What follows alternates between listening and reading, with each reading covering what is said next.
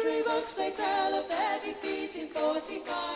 They all came out of the woodwork on the day the Nazi died. They say the prisoner of Spandau was a symbol of defeat.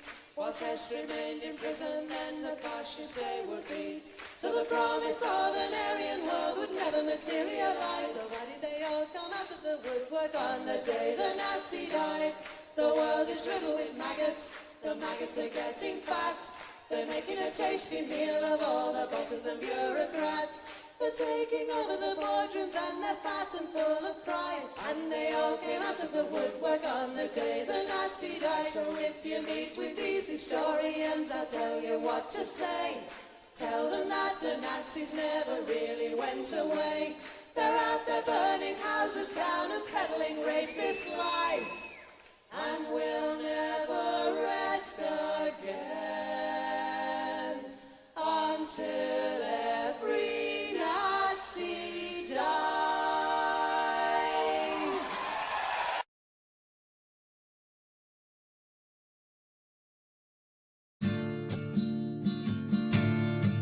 Woke up one morning and there were soldiers.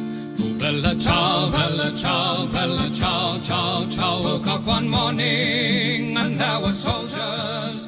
The invasion had begun. Lend me your shoulder, we'll stand together. Oh, bella ciao, bella ciao, bella ciao, ciao, ciao. Lend me your shoulder, we'll stand together. But I feel my time has come, and if I die here for the resistance, oh bella ciao, bella ciao, bella ciao, ciao, ciao. And if I die here for the resistance, you must lay me in my grave among the flowers upon the mountain. Oh bella ciao, bella ciao, bella ciao, ciao, ciao. Among the flowers upon the mountain, let me rest among the brave. Someday the people will pick the flowers. Oh bella ciao, bella ciao, bella ciao, ciao, ciao. Someday the people will pick the flowers, and they will remember my name. This is the flower of the resistance. Oh bella ciao, bella ciao, bella ciao, ciao, ciao. This is the flower of the resistance, and those who died for liberty. This is the flower of the resistance. Oh bella ciao, bella ciao, bella ciao, ciao, ciao. This is the flower of the resistance, and those who died for liberty. This is the flower of our resistance, and those who died for liberty.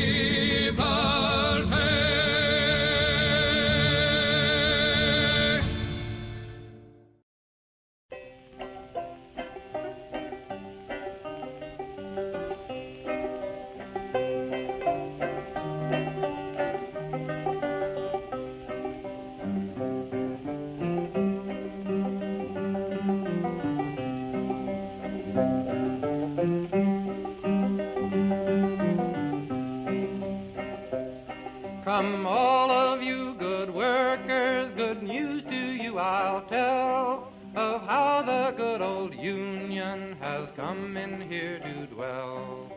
Which side are you on? Which side are you on?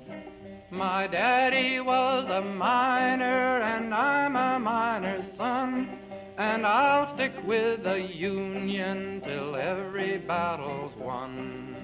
Which side are you on? Which side are you on? They say in Harlan County there are no neutrals there. You'll either be a Union man or a thug for J.H. Blair. Which side are you on? Which side are you on? Oh, workers, can you stand it? Oh, tell me how you can. Will you be a lousy scab or will you be a man? Which side are you on? Which side are you on? Don't scab for the bosses, don't listen to their lies. Us poor folks haven't got a chance unless we organize. Which side are you on? Which side are you on? Which side are you on? Which side are you on?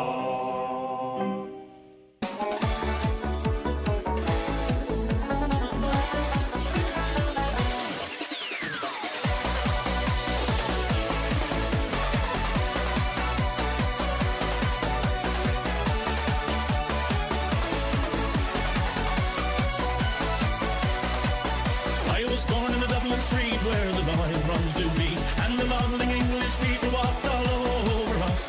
And every single night when they tell, come home tight, he'd invite the neighbours out with his chorus. Come out, you black and tans, come out and fight me like a man.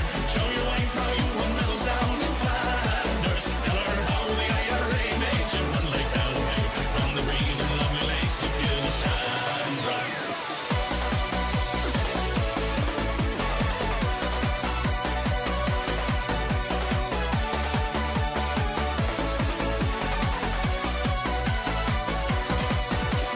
Tell us how you slew them old Arabs 2 by 2. Like the Zulus, they had knives, bows and arrows. Of how bravely you faced one with your 16-pounder gun, and you frightened all the natives to the marrow. Come out, you black and tans, come out and fight me like a man. Show your wife how you won medals down in Flanders. Tell her how the IRA made you run like Galloway from the green and lovely lakes of Gilshandra.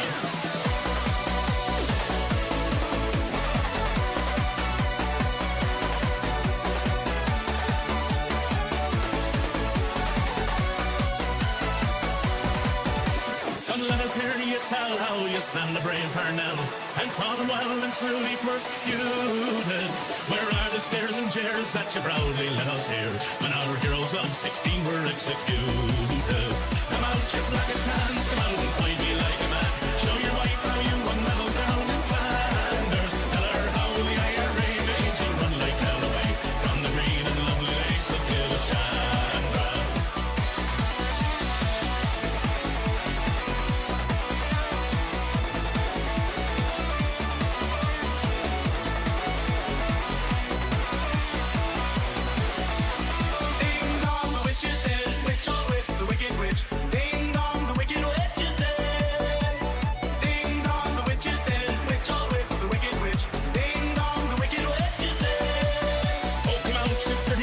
Come out and fight without your guns. Show your wife how you won medals up in Derry. You murdered 16 men and you'll do the same again. So get out of here and take your bloody army. Come out, you black and tans, come out and fight me like a man. Show your wife how you won medals down in Flanders. Tell her how the IRA made you run like Galloway from the green and lovely lakes of Gilshandra. Oh, come out, you black and tans, come out and fight me like a man. Show your wife how you won medals down in Flanders. Tell her how the IRA made you run like Galloway from the green and lovely lakes of Gilshandra. Buckingham Palace announced the death of Her Majesty Queen Elizabeth II.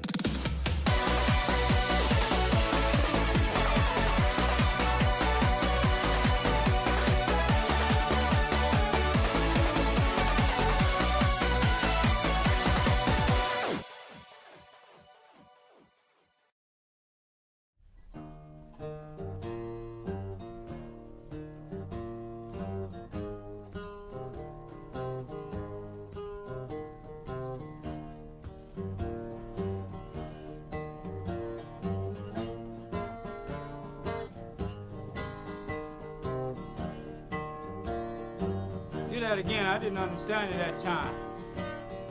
Take it easy.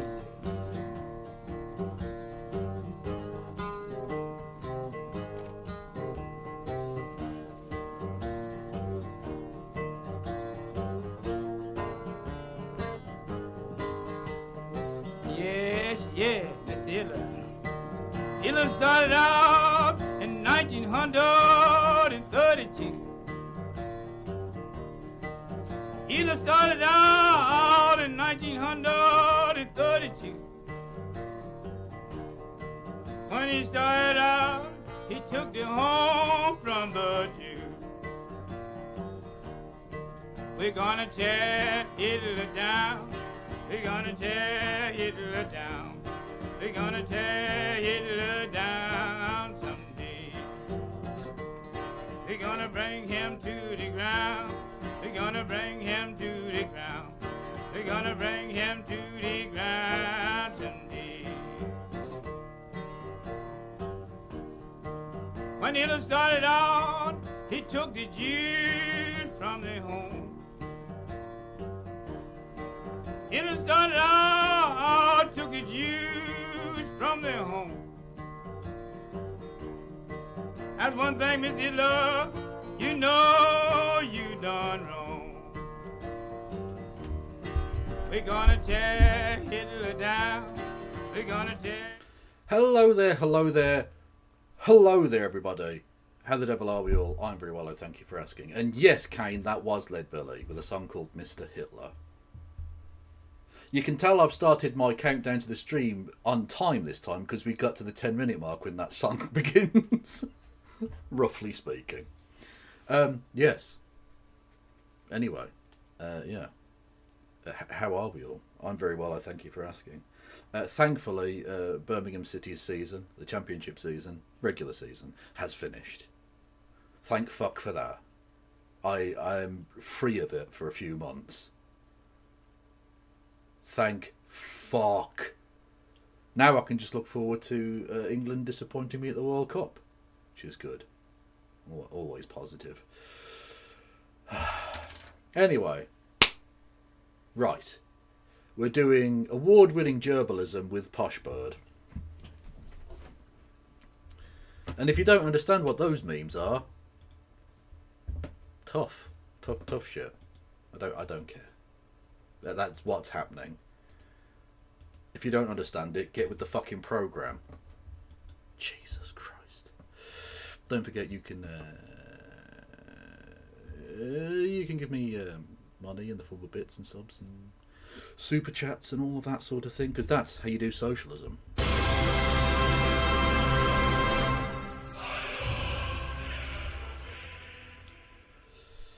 Yes, commiserations on Liverpool's season, albeit that you're still probably going to finish like third in the Premier League or something, or fourth maybe. You know. Yes, the women's team did pretty well.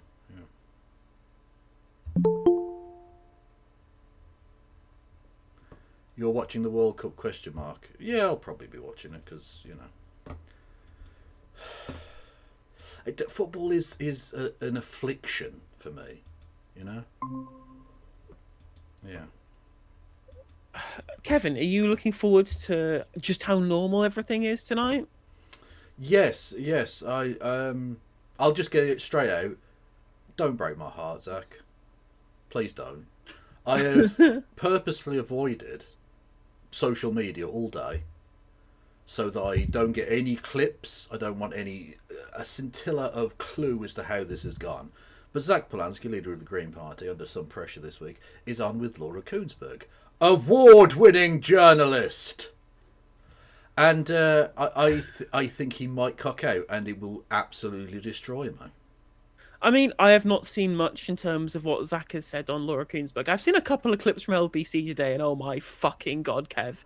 Oh my fucking! I was almost screamed at my phone. It's probably worth going through the two clips. We can do if you wish, yeah, if you want to. But they're basically trying to run it back with the Corbyn playbook. Just accuse him of being an anti-Semite because he opposes Israel. That's it. That's like to decrypt all of this noise and fluff around it. He doesn't like. Well, he opposes the actions of Israel in committing genocide in Gaza, so they're going to go after him with everything. Like, even if he just had his economic policies, I think they'd go after him. But I think the vitriol wouldn't quite be there.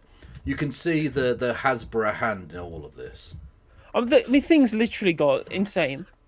Yeah. I covered this on my stream yesterday, where an Israeli foreign minister started commenting on Zach Polanski's retweets.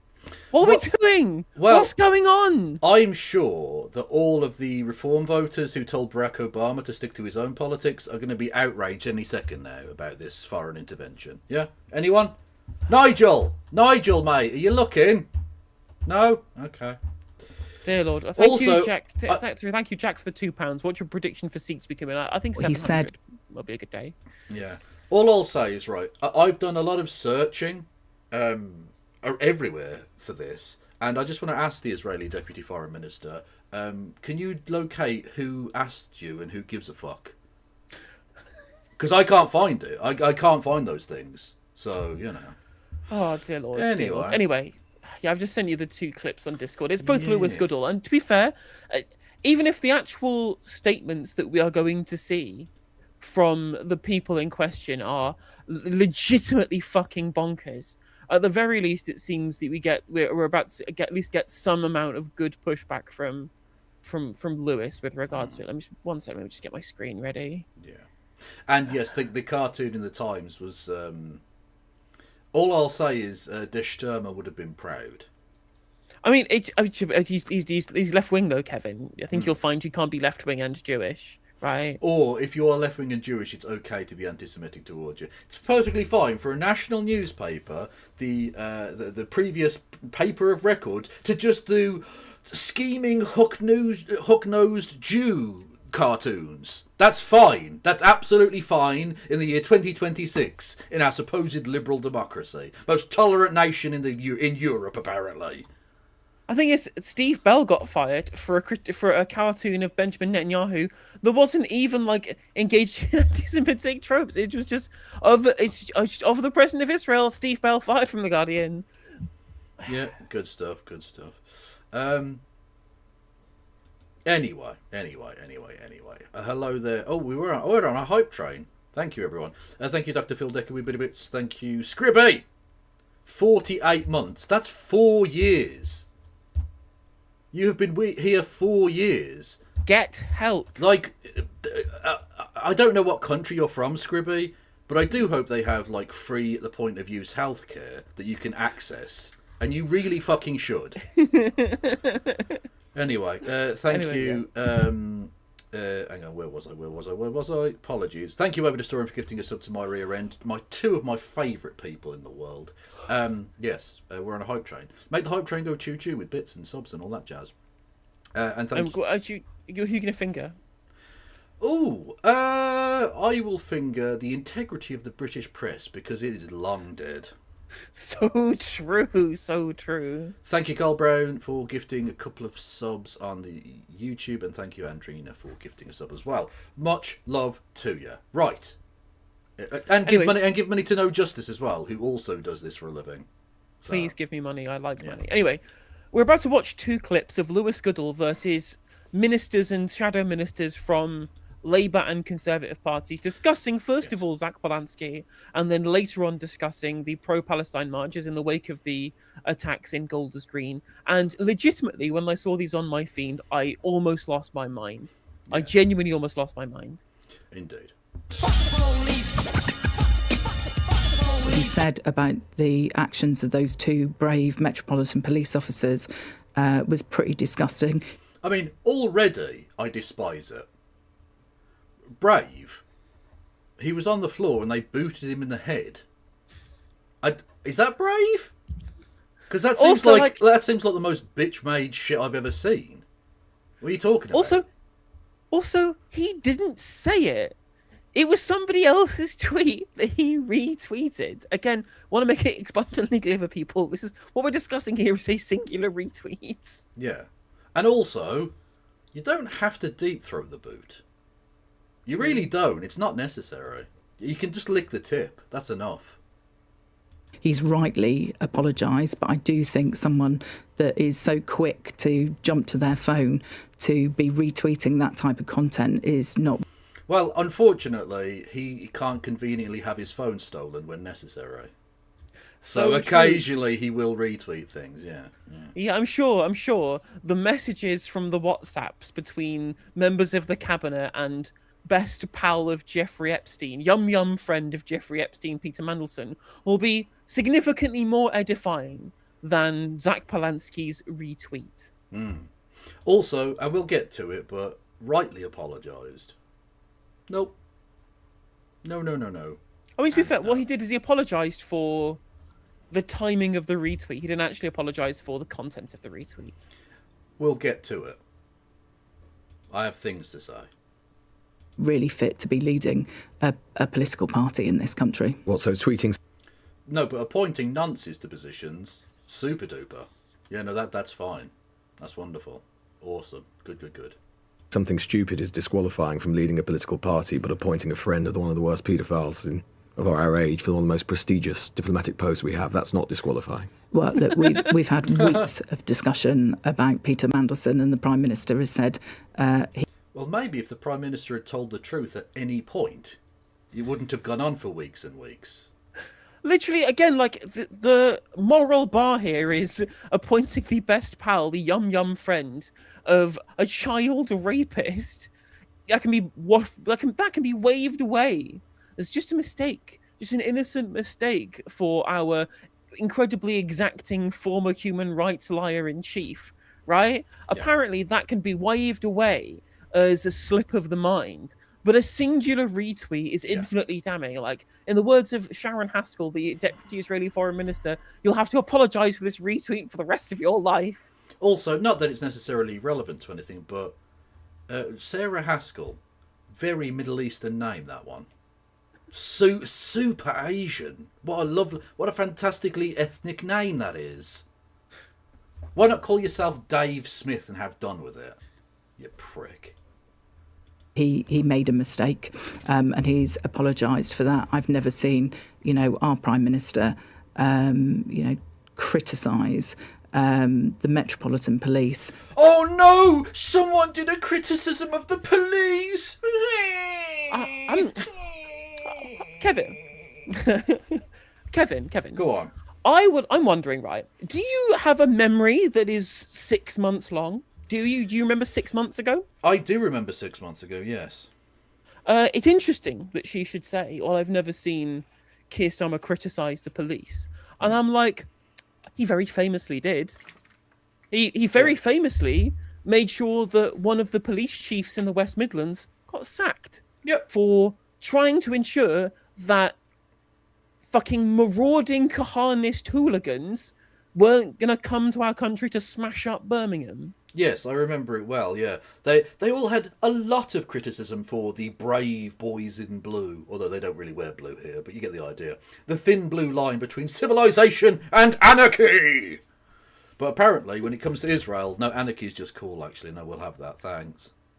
Yeah, because again, keeping Muslims safe is not the job of the police, Yeah. Only the in-groups are supposed to be protected by the police. Out-groups, no. As we saw, he's been charged with 3 cases of attempted murder, but only been reported on about the 2. Because literally, Muslim lives do not matter to the British establishment. Well, the thing is, the reality, I think I agree with Viv on this one, when what she was saying was that it's not that they are deliberately ignoring the Muslim victim. It's that they only actually care, and they've already narrativized. It's all what the story is, and so that's why it's being reported in this way. It's they don't even care enough about Muslim lives for it to be relevant, rather than it's being like a specific disavowal. Well, then that's what I mean. Yeah, they won't even bother reporting that this person is also as part of this story because it doesn't fit with the narrative. Yep. Yeah. Exactly. Who were doing an incredibly brave job. You've only got to look at that video and the footage of what was going on there. He just appointed someone who was a friend of one of the worst paedophiles of our age, but that's not disqualifying. And actually, retweeting something stupid, that is disqualifying. But based upon it wasn't even fucking stupid. Okay. The framing of this, the narrative around it, is genuinely one of the most galling things of recent times. And I'll get into the kind of ramifications, potentially, for the British state going forward.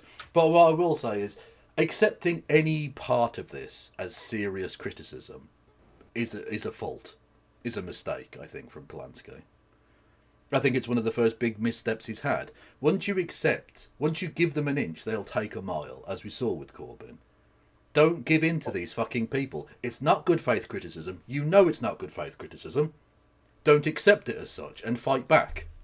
Well, the thing is, that's what happened immediately as soon as he'd apologized. Like, Wes Streeting was tweeting, going, a mealy-mouthed apology, not a real apology. And I'm just like, yep, they will not be accepting any apology, no matter how big he gives one. They never did with Corbyn. Corbyn, there's literally nothing he could have done besides become a Tory bastard, like they wanted him to. They would have ever accepted it. Other than full-throated support of Israel and a disavowal of all socialism would have been enough for these people, because they're determined to smear anyone to the left of Genghis Khan as an evil anti-Semite. And that's really dangerous for a number of reasons, which we'll get onto. But just from the perspective of, if you're a leftist in Britain, and again, what I'm about to say here is not an advocacy for anything illegal or violent or anything of the sort, and I'm not just saying that as a disclaimer, I genuinely fucking mean that. You know the old phrase, those that make peaceful revolution impossible make violent revolution inevitable? Now, let's disregard the fact that peaceful revolution is virtually impossible anyway, but the point being, if you close down legitimate democratic means by which people can get their will implemented, as the left here in this instance, they will turn to violence, naturally, because you've left them no fucking outlet for doing otherwise. And when twice within one generation you've had a resurgent populist left party, i.e. Corbyn's Labour Party and now Polanski's Green Party, being smeared and traduced in this way, what you are doing is setting up a generation who are going to become radicalised in ways that you can't predict and that will inevitably create a swamp from which monsters will rise. Yeah, I think you're absolutely right. I'd also, on top of this, say that, again, like, they've already assumed, both of the people in this conversation, that the content of the retweet was de facto bad. And I'm just like, literally my very first reaction upon looking at the footage was like, kicking him in the head while he's down, it's not exactly cricket, is it? Yeah. I was on stream viewing the footage for the first time, and I literally said, like, do you really need to be kicking this guy in the head? That was my initial reaction to what I saw. Yeah, absolutely fair. But again, on top of this, any criticism of the police just isn't allowed now in our supposed democracy. See, and on top of this, right, Mark Rowley on the morning round on Friday literally said, well, in most cases, this wouldn't be reasonable. In most cases, this wouldn't be reasonable. And I'm just like, well, then you're admitting that querying the justification is perfectly acceptable and isn't stupid. Maybe, again, there are other situations which might warrant it. I'm not an operational policing expert. But the mere fact of even criticising it in the first place being denounced as somehow disqualifying from being a party leader rather than just an accurate representation of people's reaction to police violence, right, is insane. Fucking insane. Information where, you know, he and his staff weren't given full information. He was effectively lied to about the nature of the relationship between Peter Mandelson. It was in the JP Morgan report, Heidi. It was known to the public. Zara Sultana was posting the chummy birthday cake footage of the... Zara Sultana was posting the chummy birthday cake picture of Mandelson and Epstein together in the fucking quote tweets of the Post announcing that he was going to be the fucking ambassador.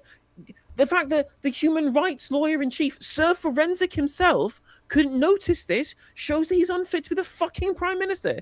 Yep. Like, what are we doing here? Yep. And Jeffrey Epstein. Yeah. Honestly, these people... Yeah, the British political class and the media class have revealed themselves in previously unthought of ways in the last few weeks. Like, it's getting worse. They're not even really trying to hide the narrativization or the manufacturing of consent anymore. I certainly get the impression it used to be far more subtle than it is now. It's becoming more and more Fox Newsy, more and more GB Newsy. I think one of the reasons why the politicians in this country and the media in this country have become so pathetic is because the politicians are so much worse.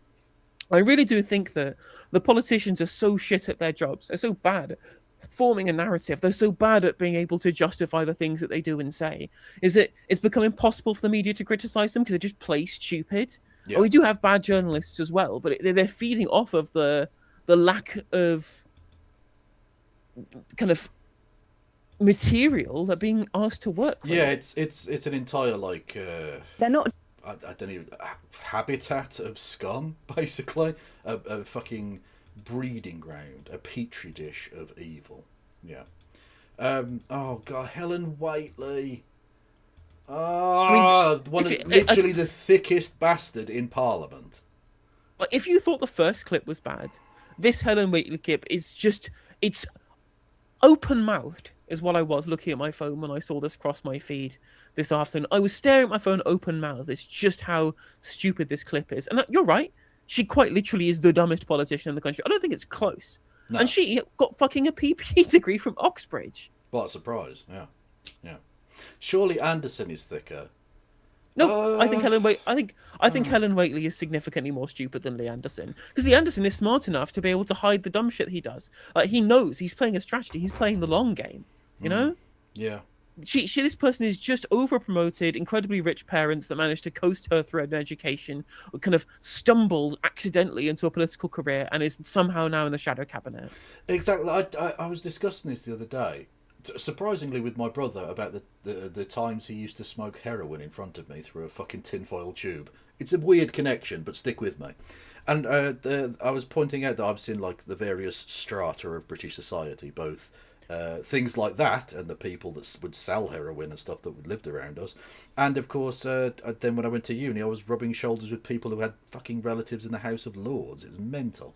And the sort of difference is, people who went to St Jude's Roman Catholic School in Druids Heath, Birmingham, as I did, and people who went to Eton, the only difference is that whilst they both engage in criminality, and they both involve people who are stupid and people who are intelligent and all the rest of it, only the kids from St Jude's end up in prison and or homeless because of that.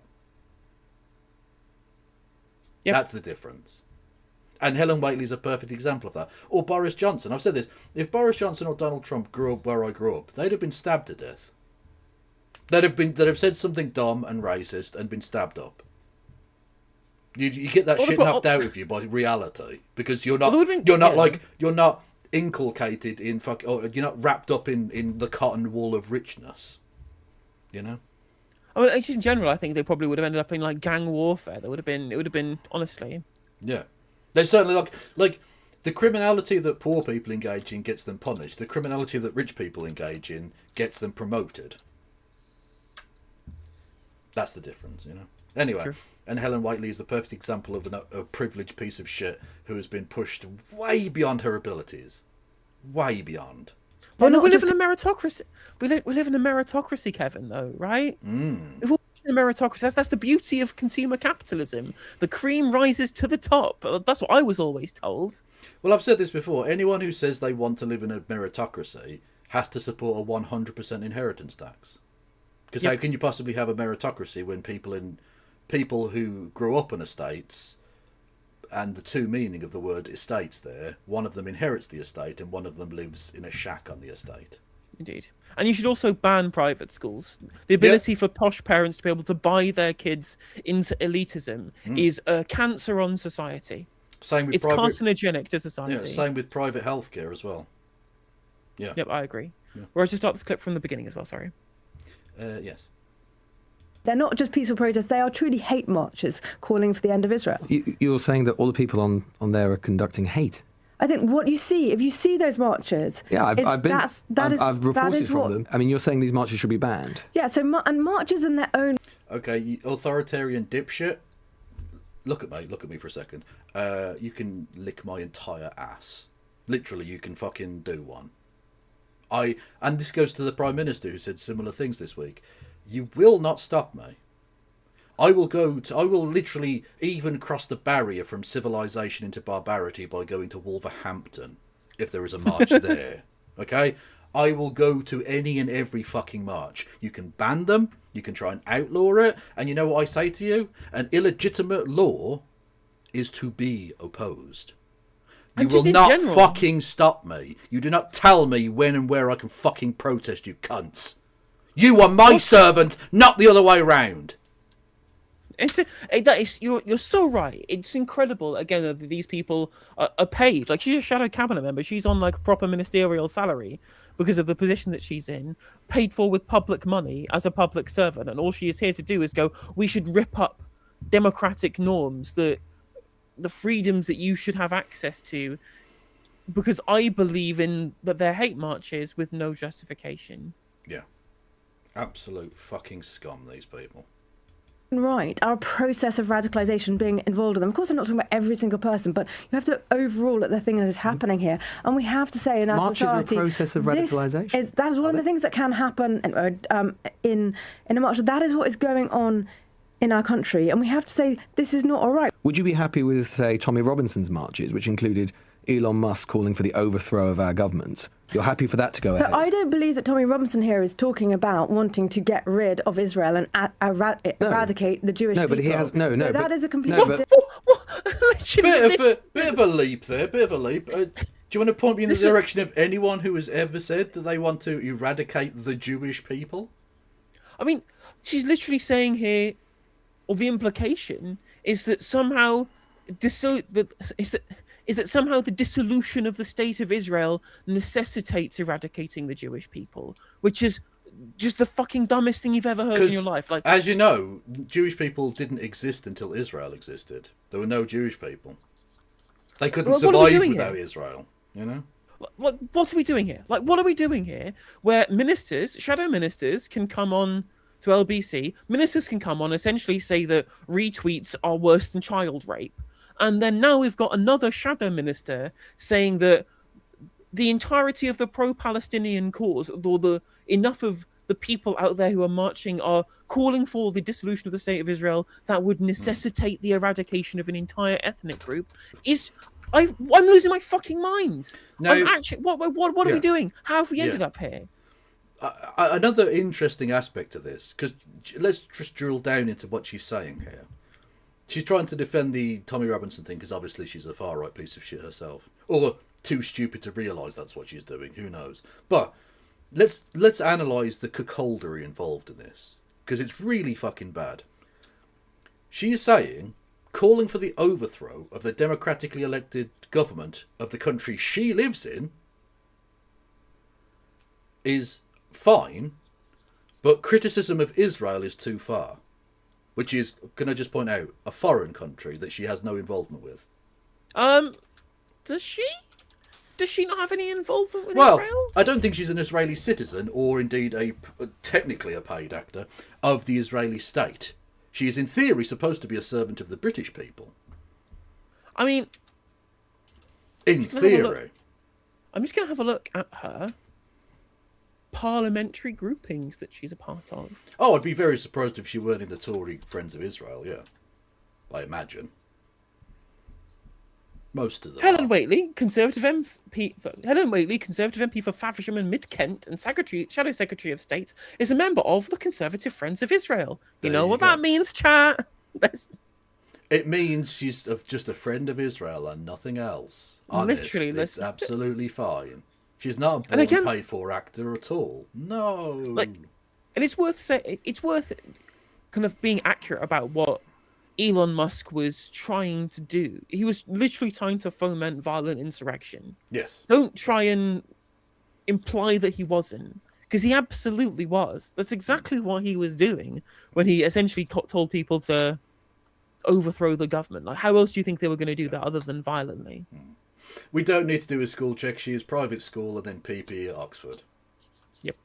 Like she is the absolute archetypical. She is in the very bullseye of the rings of scum of Britain. Yeah. But at multiple demonstrations, not just his, but including Britain First rallies, for example, we've seen crowds chanting things like Allah is a paedophile, Muslim bombers off our street, signs reading Stop Islam. Okay, the problem that there is with that Allah is a paedophile thing is they don't realise, firstly, they're too stupid to realise that they're literally calling their own God a paedophile, because whether you are a Jewish or a Christian member of those particular groups, Allah is also your God. It is the God of Abraham. They are the three major Abrahamic faiths, you dumb cunts. And secondly, they are referring to Muhammad, who isn't God and was a human, just a human man who was chosen by God according to the thing and blah, blah, blah, and did indeed marry, I think, a 13-year-old, which was fine at the time, but clearly we would see now as pedophilia. Or febophilia if you're more libertarian inclined. So that's the thing. But they seem to have mixed up a human person with the same God they think they believe in. Well, again, like, these people are idiots. They don't realise that Abrahamic religions all worship the same God. No, they don't know that. I've literally spoken to, like, evangelical Christians who didn't know that. And I explain it to them, and I'm like, I literally have to, like, get it up on my phone and be like, look, those are the three faiths. It's the God of Abraham. Literally, Abraham and Isaac and the pretended sacrifice because God loves to play pranks. That kind of thing, you know? It's the same fucking God. Allah just means God. Yahweh is just the name in the Bible for God. It's the same fucking thing. That's what's crazy, right? Is that Allah isn't like the Muslim God. It's just the Arabic word for God, right? Yeah. Arabic Christians use the word Allah. They will say Allahu Akbar because it means God is great. And that can refer to, when Christians refer to God as well as when Muslims do, because it's just the fucking Arabic language. But of course we have now, as has been confirmed by our Prime Minister, our esteemed Prime Minister, we're going to ban fucking Arabic now. Arabic words are verboten. Yes. Oh, apparently she was 9. Yeah, Muhammad was a wrong'un. But the point, He was a wrong'un. The point being, if you were singing Muhammad is a pedo, like, that would still probably be offensive to people, but it wouldn't be at least inaccurate. Whereas Allah, as far as we're aware, didn't have sex with anyone because he's God. Yeah. You know? Well, anyway, whatever. Ban Islam or framing Islam as inherently violent or incompatible with Britain, lots of Muslims would see that and think that threatens me. Should they be banned? So I want a tolerant society, and I want people to be able to, Except being tolerant of people going on marches, apparently. Well, again, it's like it's the emotional support ethno state, innit? Yep. Yeah, that's true, chat. We should ban the Arabic numbers. Infiltrating. We need to go back to Roman numerals. Good old-fashioned British Roman numerals. Yeah. freely protest and express their views. But what I don't want... And don't forget, you can subscribe to this channel for £V. That's a Roman numerals joke! is a situation where we start tolerating events which are basically calling for the eradication of the eradication of the They're Jewish calling for population. Muslims to be left to be deported from Britain. Right. Not everyone clearly at those march. Go on, sorry. Literally, she is making this up. Yeah. She's quite literally making this up. Like, no one has called for the eradication of Jews at these protests. Literally nobody. Like, No. literally, it's a total fabrication. An entire fabrication, and this is the basis for a shadow minister trying to justify the erosion of the basic rights within a democracy. Yeah.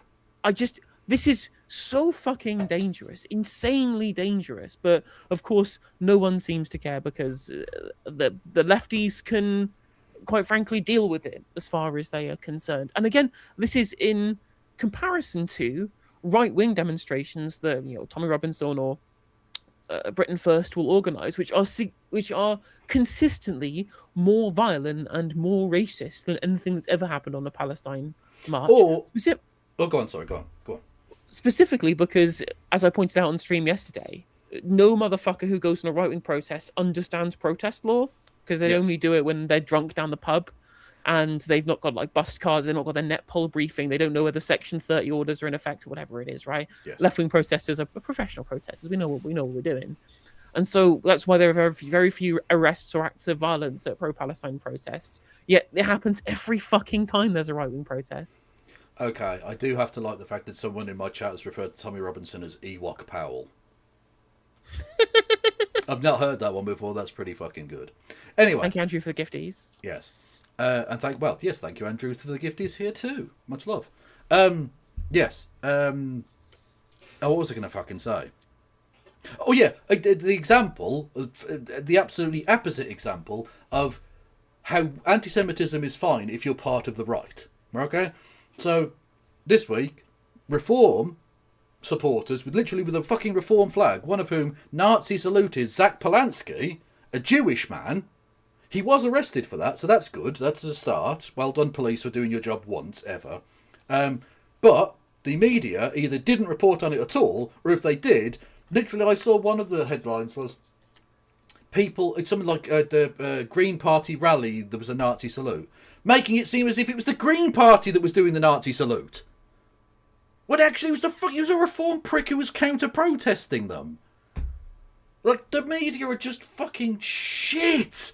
God, no questions for Nigel Farage. No questions for Richard Tice. No questions for Zia Yusuf about the Nazi salutes from their party. The media are fucking... I absolutely despise them with a passion. I swear to fucking God.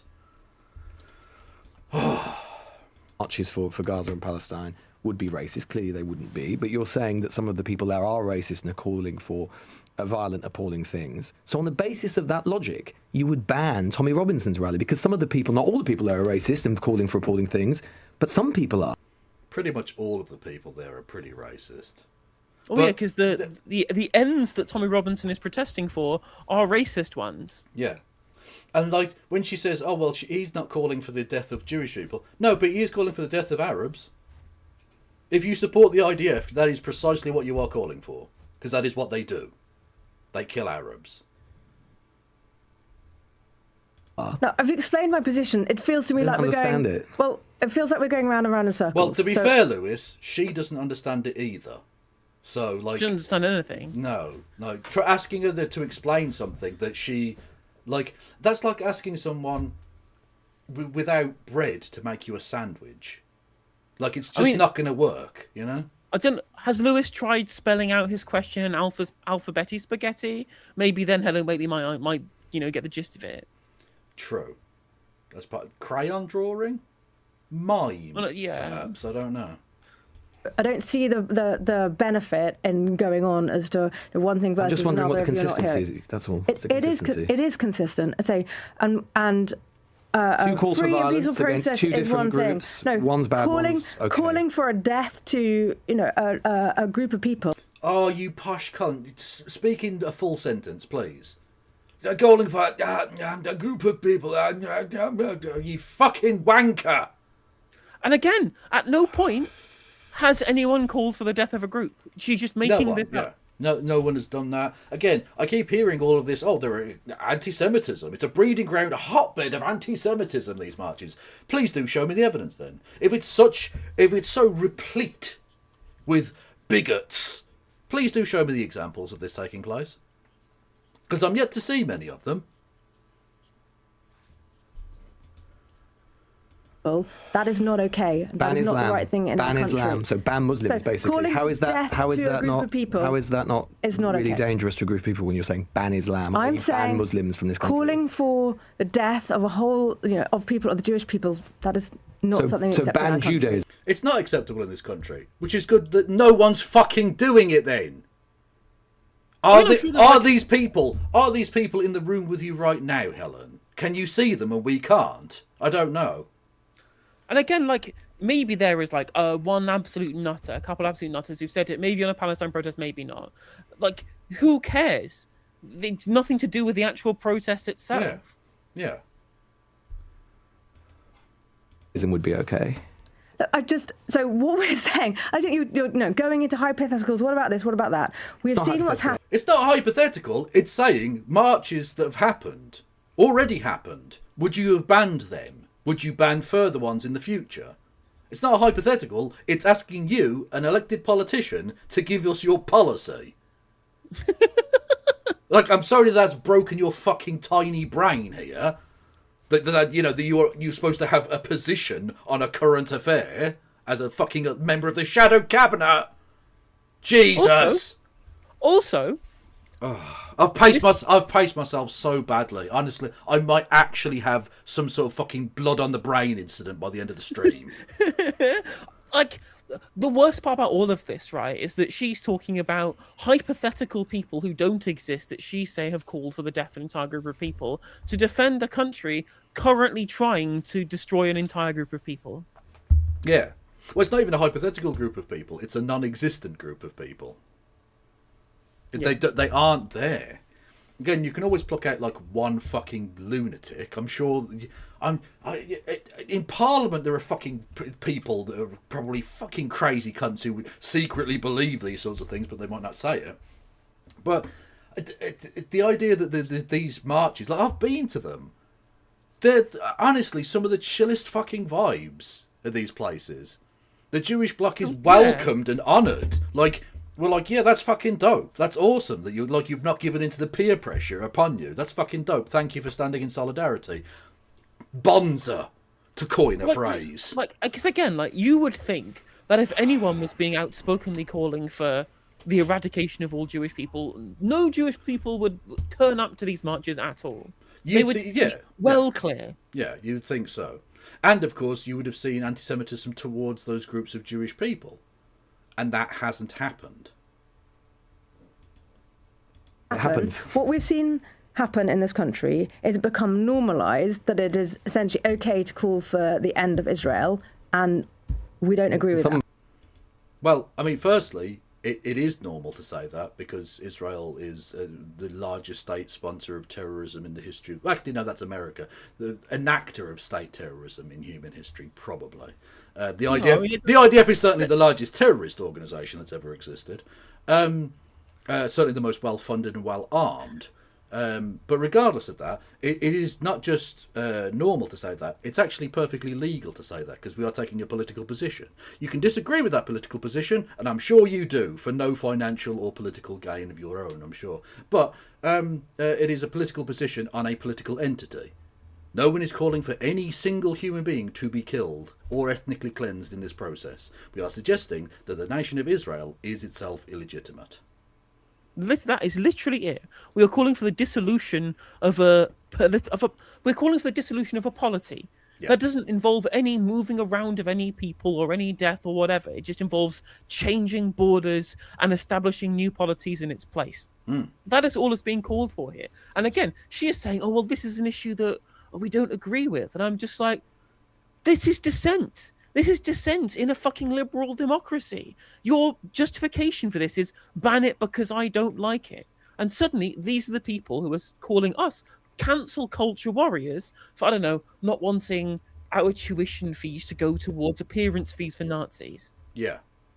But apparently it's not cancel culture when you try to ban an entire movement of people. But deplatforming Milo Yiannopoulos is terrible and bad. Lots of Muslims think that hatred against them has become normalised.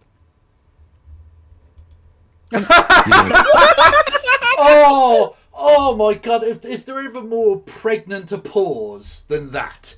Absolutely filled to the brim with her disdain for the Muslim community. That little silence, amazing.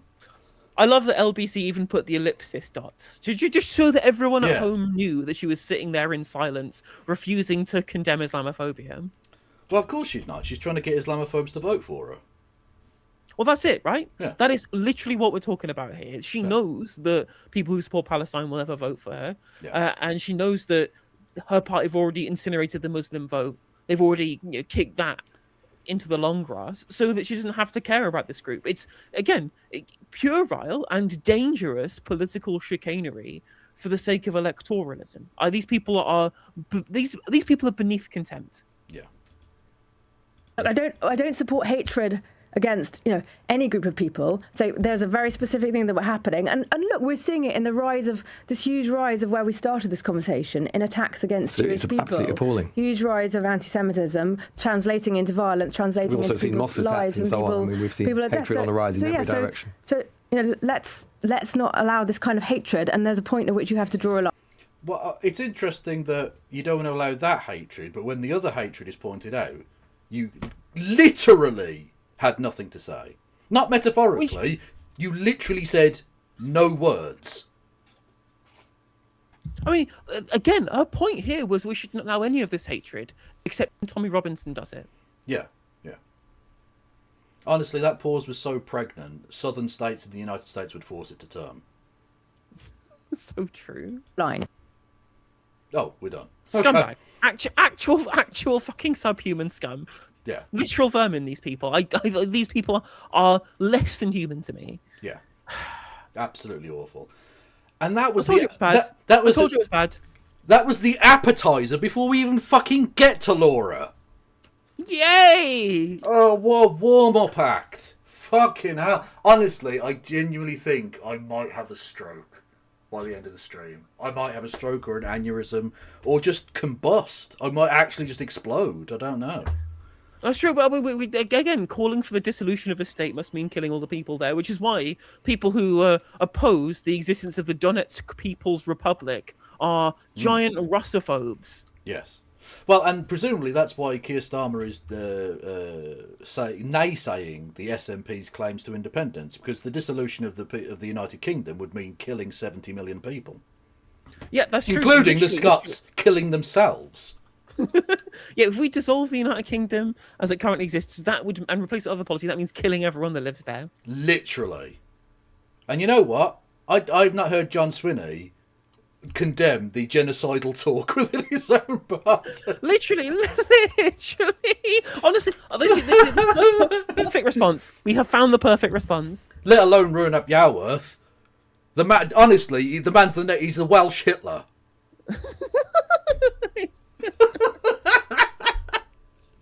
For any new people, I don't believe that Ruin-up Yarworth is at all like Adolf Hitler, because he's never done anything as cool as killing Adolf Hitler. So, you know, just saying. Right.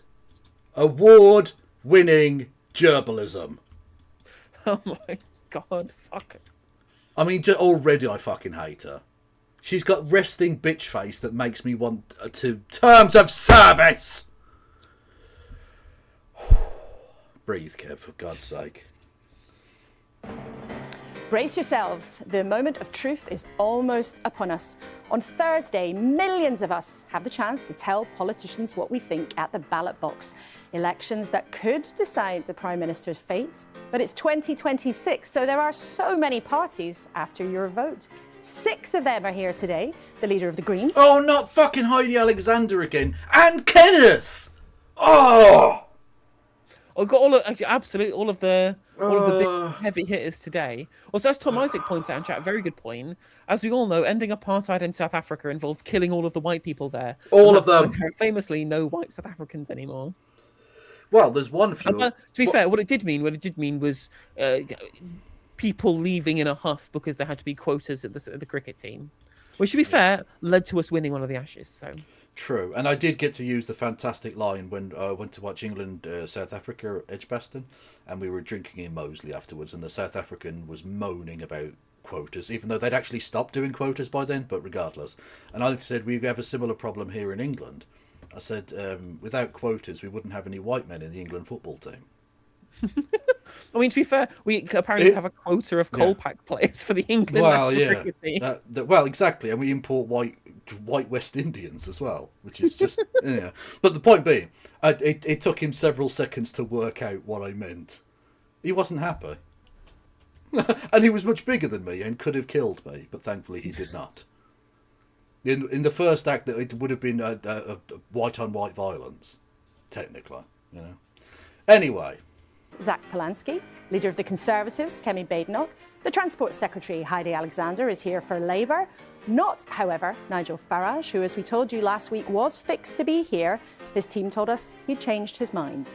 Over at the election desk, Lib Dem Lisa Smart, the youngest member of the House of Lords too, from Plaid Cymru, the Welsh National Party, Carmen Smith, and the SNP Cabinet Minister. Oh, the axis of genocide over here. Shirley Ann Somerville. But this campaign is coming to a close at a time of real soul searching. And Starmer, Jew Harmer. Amazing. I mean, I understand why they're angry, right? And they're obviously going to blame the guy in charge. I'm just like, I genuinely don't know what else they think that he should have done. Personally laid his body on the line to protect those 2 Jewish people miles away from where he was. Yeah. I mean, if you're going to blame anybody, maybe you should blame the Conservative Party for cutting all those police officers. Yeah, that is true. Attack on the Jewish community, and it's all vitriol levelled at the Prime Minister too. He says solving anti-Semitism is a task for us all. But is stopping some protests really part of the solution? No. No, it is not. No, it isn't true. Very true. All this pressure in politics is boiling as the Prime Minister's future dangles in the balance. If voters give Labour a drubbing Prime Minister's dangling? No. Oh. Thursday, will the contenders for Keir Starmer's job find the courage to go over the top?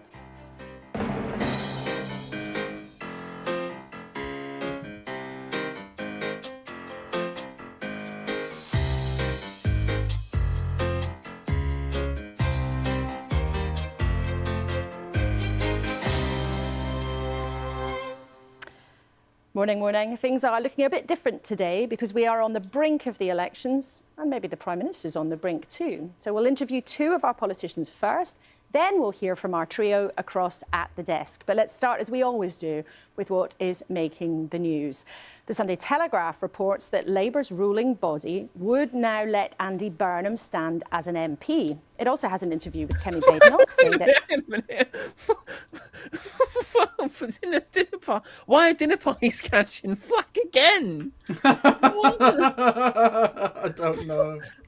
I'm just like, I'm sure you're well aware, Kemi, of what happened at dinner parties. I, however, am but a lowly millennial. I do not have the space nor the money for dinner parties. Well, because you've spent it all on avocado toast and fucking Tide Pods or whatever. I don't know. Anti-Semitism has become acceptable at some dinner parties. The Independent... She means criticism of Israel. That's what she means. On Sunday reports on the clash over banning pro-Palestinian marches or not after the Golders Green attack on the Jewish community earlier this week. Maths brain Carol Vorderman tells the Sunday Mirror that Nigel Farage's sums don't add up. The Mail on Sunday says a BBC presenter broke the wrist of a female colleague in 2014, but the BBC did nothing about it, it claims, but left several years later. The Sun on Sunday reports on the YouTuber... and as if there's a fucking YouTuber on the front page of The Sun. What? Honestly, at this point, as long as it's not fucking retweet gay, I'll fucking take it. Yeah. By all means, KSI, take up the front pages. That's one page less of hysterical screeching about the left. Fury at KSI punch baby jibe.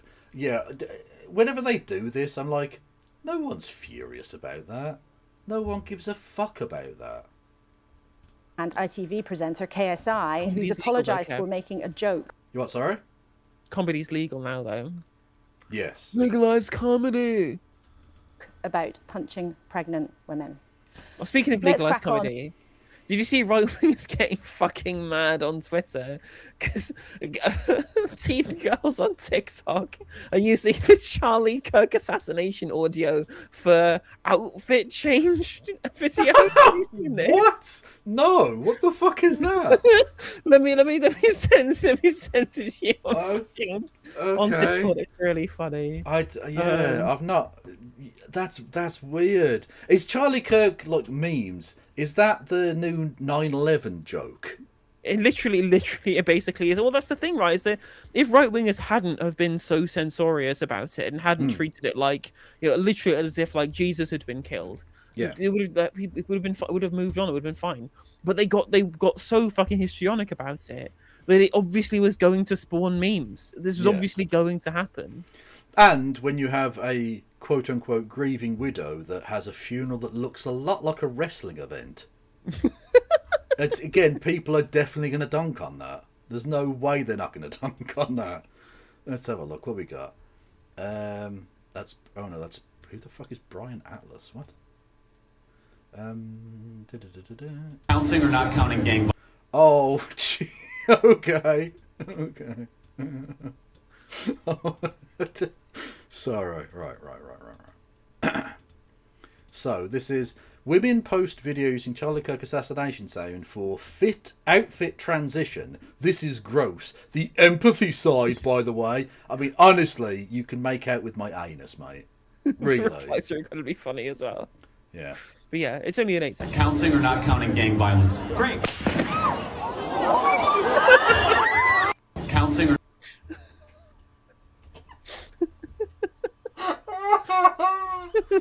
Oh no. Okay. Comedy is legal again, Snowflake. Legalized comedy. Look at me, I'm the Snowflake now. Yeah, exactly. You can't do, oh, isn't it George Floyd has been fentanyl free for 600 days now. And then I do one pain in the neck joke about Charlie Kirk and / or Ashley Babbitt, and I'm the bad guy. Or at least at a time. Oh, Jesus Christ! I didn't see that one. I didn't see. That's bad. That's really bad. I did not see that one when I was looking through the comments. You may notice, chat, I haven't taken it down. That's still on the screen. You can all see that. You know. Anyway. That's really bad. It's fucking hilarious. Anyway. Okay. We've had some Kirk-based levity. Okay. So Tom Isaacs in chat says, I once had a boss who went on a tirade to me about how he hires Jews because he's bad with money and he wants to learn how to be frugal from them. And I'm just like, Reform UK voter, given what we know about Reform UK voters, 100%. Reform UK voters, quite literally, 25% of them believe that Jews chase money more than other people do. 25% of Reform voters believe that. Hang on, Jacob WR, did you press the button wrong or something? Because you've gifted 100? Is that? That's 2 lots of 50 memberships. We did that with me the other day. That's mental. But I mean, thank you. I genuinely appreciate that. But that's 50 gifties. Love to see it. But like 2 lots of them, so that's 100, isn't it? Yeah. If my maths is correct. It's correct. Yeah. Yeah. I mean, again, seek help. You could have spent that money on therapy or drugs. Though, because politics is in a swirl and there are lots of important numbers for us all to digest this morning. More than the vote on Thursday. And not that many will. Because it's local elections, so if we get to 40% or whatever, that's fine. There are more than 5,000 council seats up for grabs in England, and the job of 2 first ministers to be decided. If you're in Scotland or Wales, you're choosing your devolved government that runs health, housing and other things too. It is, frankly, looking pretty miserable for Labour. The Transport Secretary, Heidi Alexander, is here for the government this morning. Welcome to the studio. Good morning. Thanks for having me on. Your pleasure. Let's start with the rising concerns about anti-Semitism in our country in 2026 after the attacks in London this week. Of course, it's not so long since people were killed. Attacks, plural. I mean, unless you're acknowledging the first attack as a separate attack and not part of the same process or whatever. Did I miss an attack? I don't know. Killed at a synagogue in Manchester. When that happened in the autumn, the government promised to increase security. They promised to crack down on this problem. But it's still happening. Why? Well, okay, right. There is a wider discussion to be had about what we can do to protect certain groups, but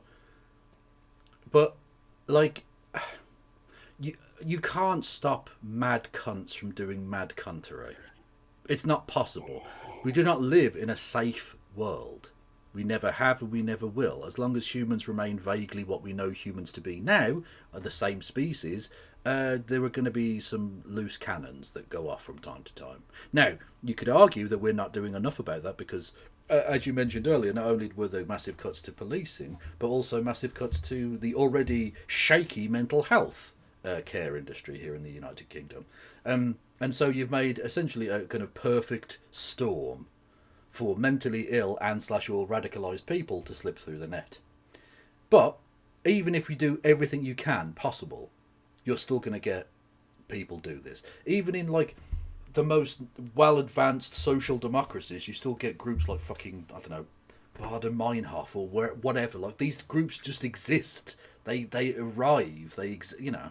Whether it be religious or political or social or whatever. Like these things are going to happen.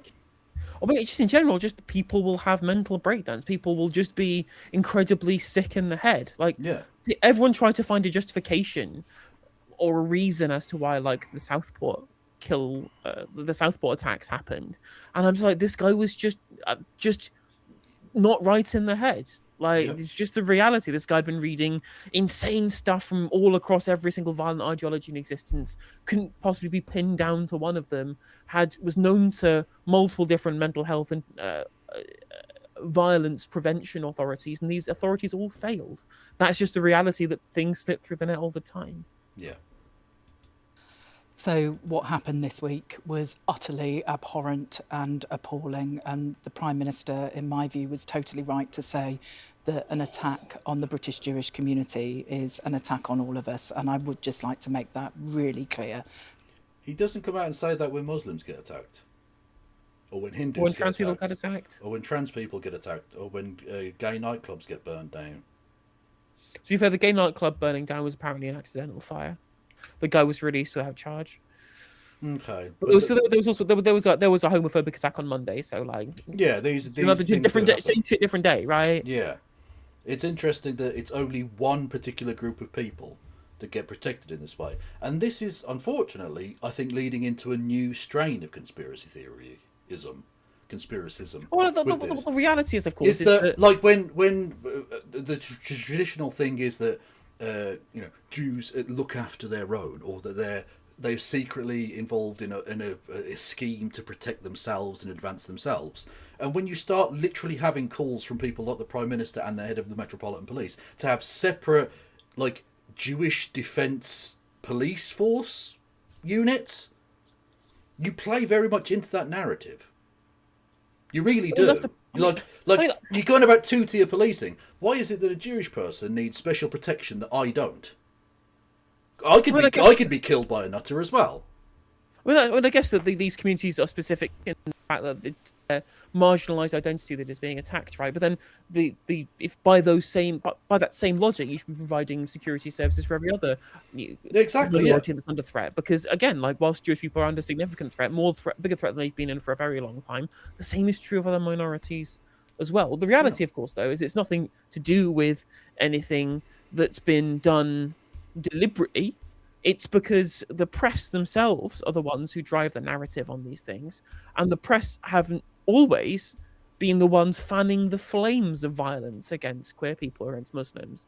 And so any admission that it was necessary to protect these people would then have to contend with the fact that there is culpability across our media ecosystem for stochastically encouraging this violence. Yeah, 100%, yeah.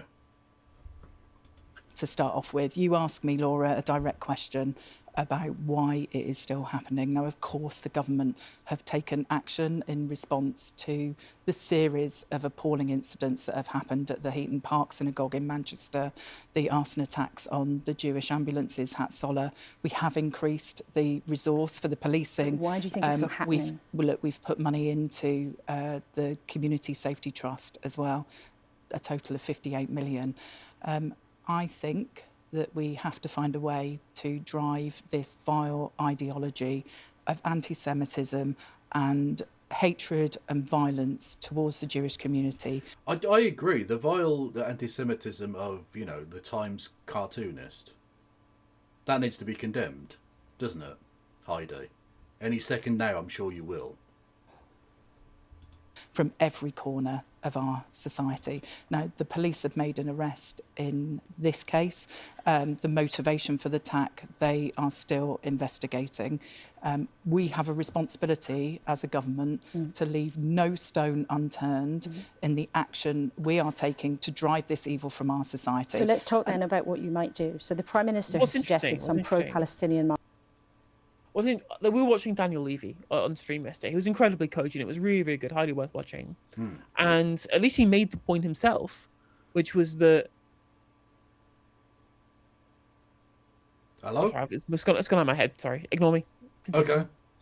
Marches could be banned. The Chief Rabbi has said, please pause them for now. And the Chief Rabbi can, again, tongue punch my arsehole. Like, I don't care, mate. You don't get to fucking tell me when and where I can fucking protest because your fifis are hurt, because your fucking ethno-state safety blanket is being criticised. You can fucking do one, brother. Is that what you're going to do? So through the Crime and Policing Bill, which became law this week and got royal assent, we have given the police more powers to act when there are cumulative protests taking place. And I think when there is incendiary protests, which is intimidating a particular community that was always on the receiving end, then it like say Tommy Robinson marches that obviously are there to intimidate Muslims. Indeed so. What about all of the protests that are there specifically to intimidate trans people? We're going to start trying to curtail the democratic freedoms of the Women Won't Leash campaign, are we? No, didn't think so. No. It's right that the police can take more robust action. That's why we legislated. It was right earlier in this year, Laura, as well, when the Home Secretary took the decision to ban the Al-Quds March for the first time in 14 years. And she has demonstrated that she is a Home Secretary that is willing to do whatever it takes to make sure every citizen of this country is safe. But in future, will you do it? So there is the next big pro-Palestinian march is planned in London for May the 16th. Should that be banned? So there are operational decisions for the police. I think what the Prime Minister has been talking about in the last couple of days is the duty upon all of us as well, to be honest, that if people want to attend a protest about what is happening in the Middle East, express legitimate concerns, it's on all of us. And you get to decide what are legitimate or illegitimate concerns? Well, again, that's basically it, isn't it? It's like, so disgusting to me that these fucking authoritarians, and it's just seeped into the narrative now, they get to decide. I'm sorry, if someone wants to go and protest for free chocolate for sanctuary donkeys, they can do it. They're allowed to do it. And they should be allowed to do it. It's fucking mental, but they're allowed to do it. You don't get to fucking decide what is legitimate or illegitimate. The British person, if we do live in a free society, should be able to protest in favour of or against damn near anything, with some very, very specific limitations. Not, well, we disagree politically, so that's fine. We can just ban you. No, fuck you. You're not you're not my king, okay? Well, that's exactly the rhetoric that Helen Whately was using earlier. So we disagree with people who want to dissolve the state of Israel, therefore you should be banned. And I'm just like, that's not democracy.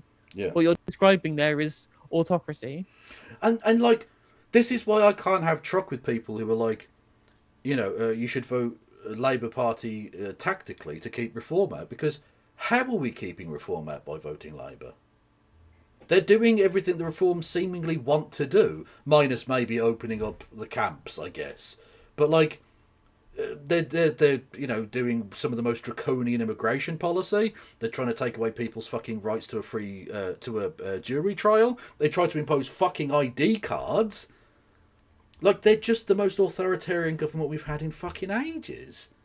They're not stopping Reform. They are laying the groundworks for Reform to come in on day one and hit the ground running. So no, they're not a fucking opposition to Reform.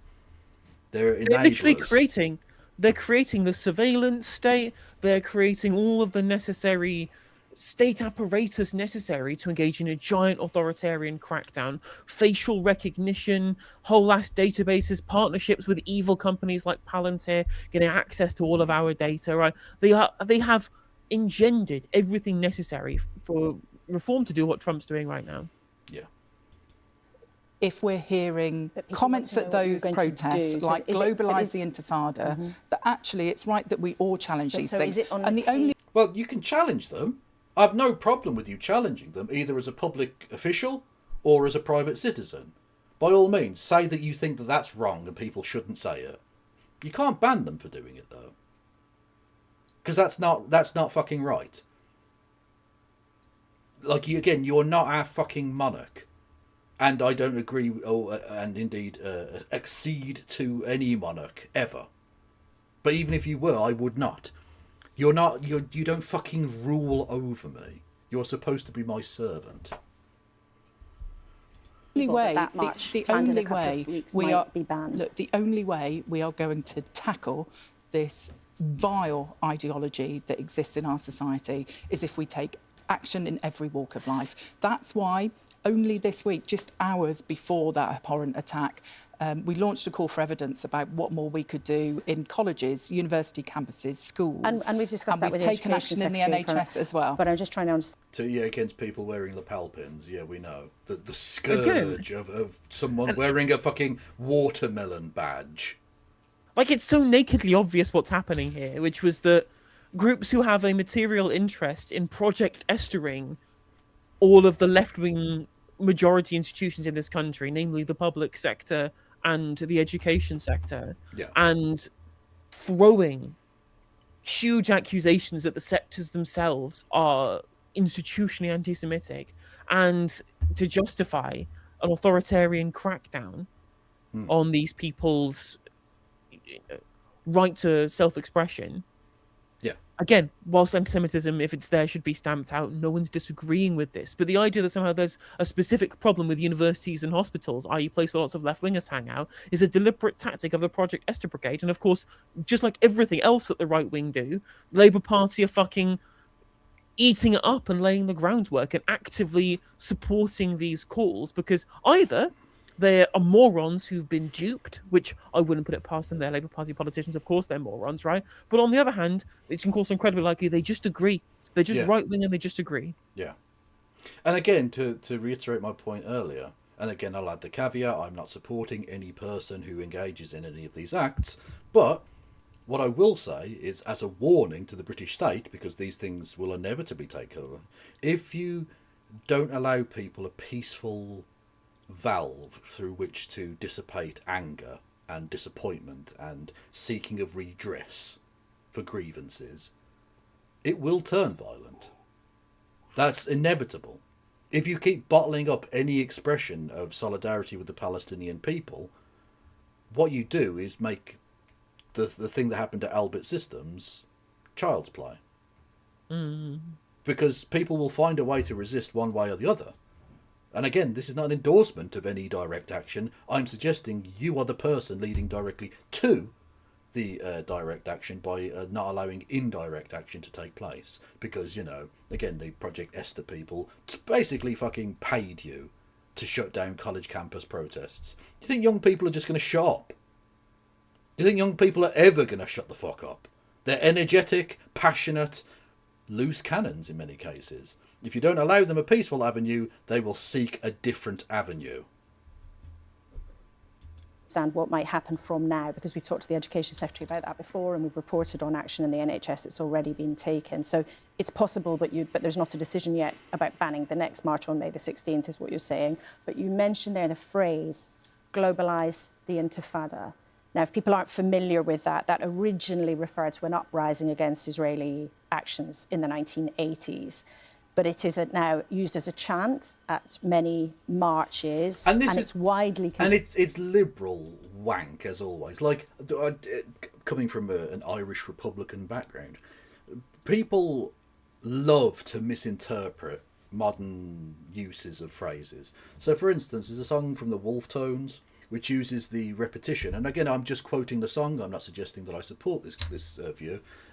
Ooh ah up the rah. I said ooh ah up the rah as a chorus phrase, right? Now, when they are singing that, and when people in the audience are singing along with that and enjoying that musical show, they're not invoking the fucking car bombings or kneecappings. No one is saying the Irish Republican Army are fucking perfect.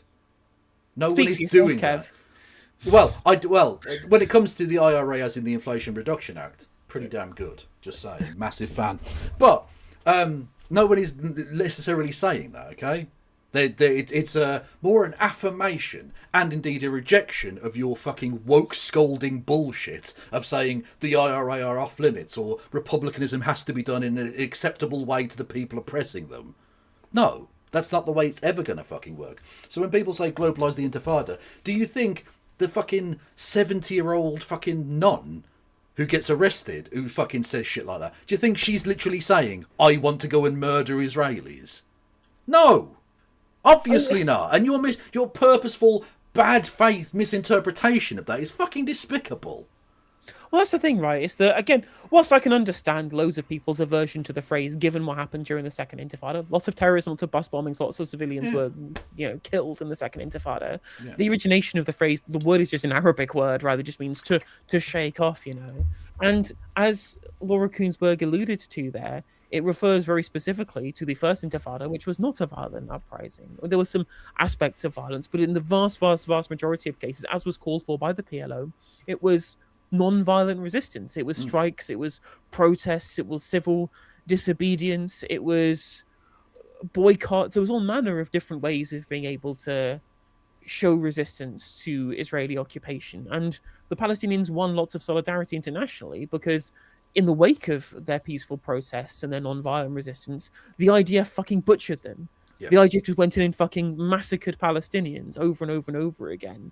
That was the scenes that the world saw. And bit of a pattern of behaviour from the IDF there.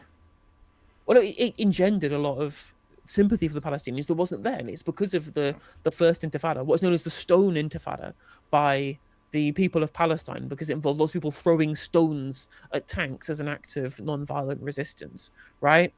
And that's why we had the Oslo Accords. It's why Israel was forced to the negotiating table, because of international backlash to what they did to respond to peaceful protests.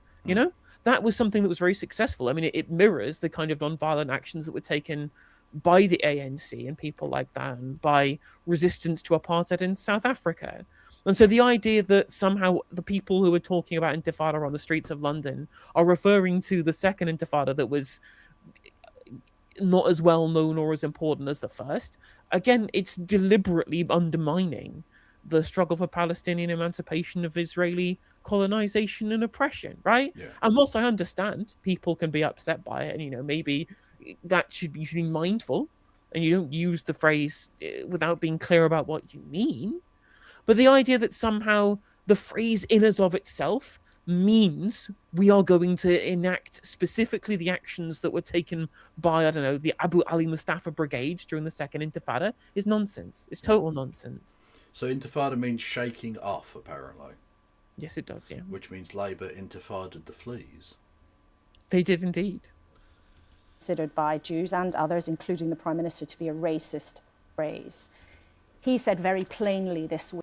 Oh, so we can notice racism when he thinks it's racism against his chosen ethno-state from the left. Well, the thing is, it isn't even necessarily racist, right? Even if you do mean it to mean terrorism, then it can be a terroristic phrase. If you mean it as a support for Palestinian terrorism against Israelis, right, then there could be a pro-terrorism phrase, and you should be condemned for that. But that still doesn't make it racist, because the targets are people based upon their position as colonizers and as occupiers, not based upon their ethnicity, Yeah. Even so, again, I don't think it's wise. I don't think it's wise to not be mindful of being clear about what you mean when you say it. Yeah. Week that saying globalize the Intifada should be prosecuted. Will the government change the law so that people chanting that will be prosecuted? So, look, as I have said, we have given the police more powers through the Crime and Policing Act. Will you literally use your massive majority not to pass any laws that improve British people's lives, but to stop the hurty words? Literally. Also, say thank you to Captain Coconut for the £2. What about the latest med flotilla? I mean, Israel doing what Israel does best, breaking international agreements. Yeah. Thank you, Adam Gordon, for the £5. Missed you guys. I missed you too. And Jim Rat Bastard Ryan says, Mr. Beadle, have you seen Final Destination 2? Lol. Fucking liberties. Also, Israel doing a cheeky bit of piracy. Most moral pirate army in the world. We believe so it I'm is asking a specific question. Will that phrase be essentially banned? Should it be illegal? The Prime Minister said very plainly it should be prosecuted. Will the government... So who the fuck has a beetle emote? I don't have a beetle emote. Oh, it's a BTTV. Oh, okay. Fuck's sake. Can you not... what? No, I'm not even going to say it because I know what you're going to do. So the law to do that. The Home Secretary has asked Lord Ken MacDonald to do a review of protest. That is due to report in the coming weeks. But the Prime Minister's already said it should be prosecuted. She will be so looking. Does he not have the power to do that? She will be. Well, actually, decisions about prosecution are for the CPS. Well, not for whether something should be illegal or not. Decisions about police action and whether they. It's interesting. You know the old phrase, to every hammer, every problem looks like a nail? Literally, this is the case with the authoritarian.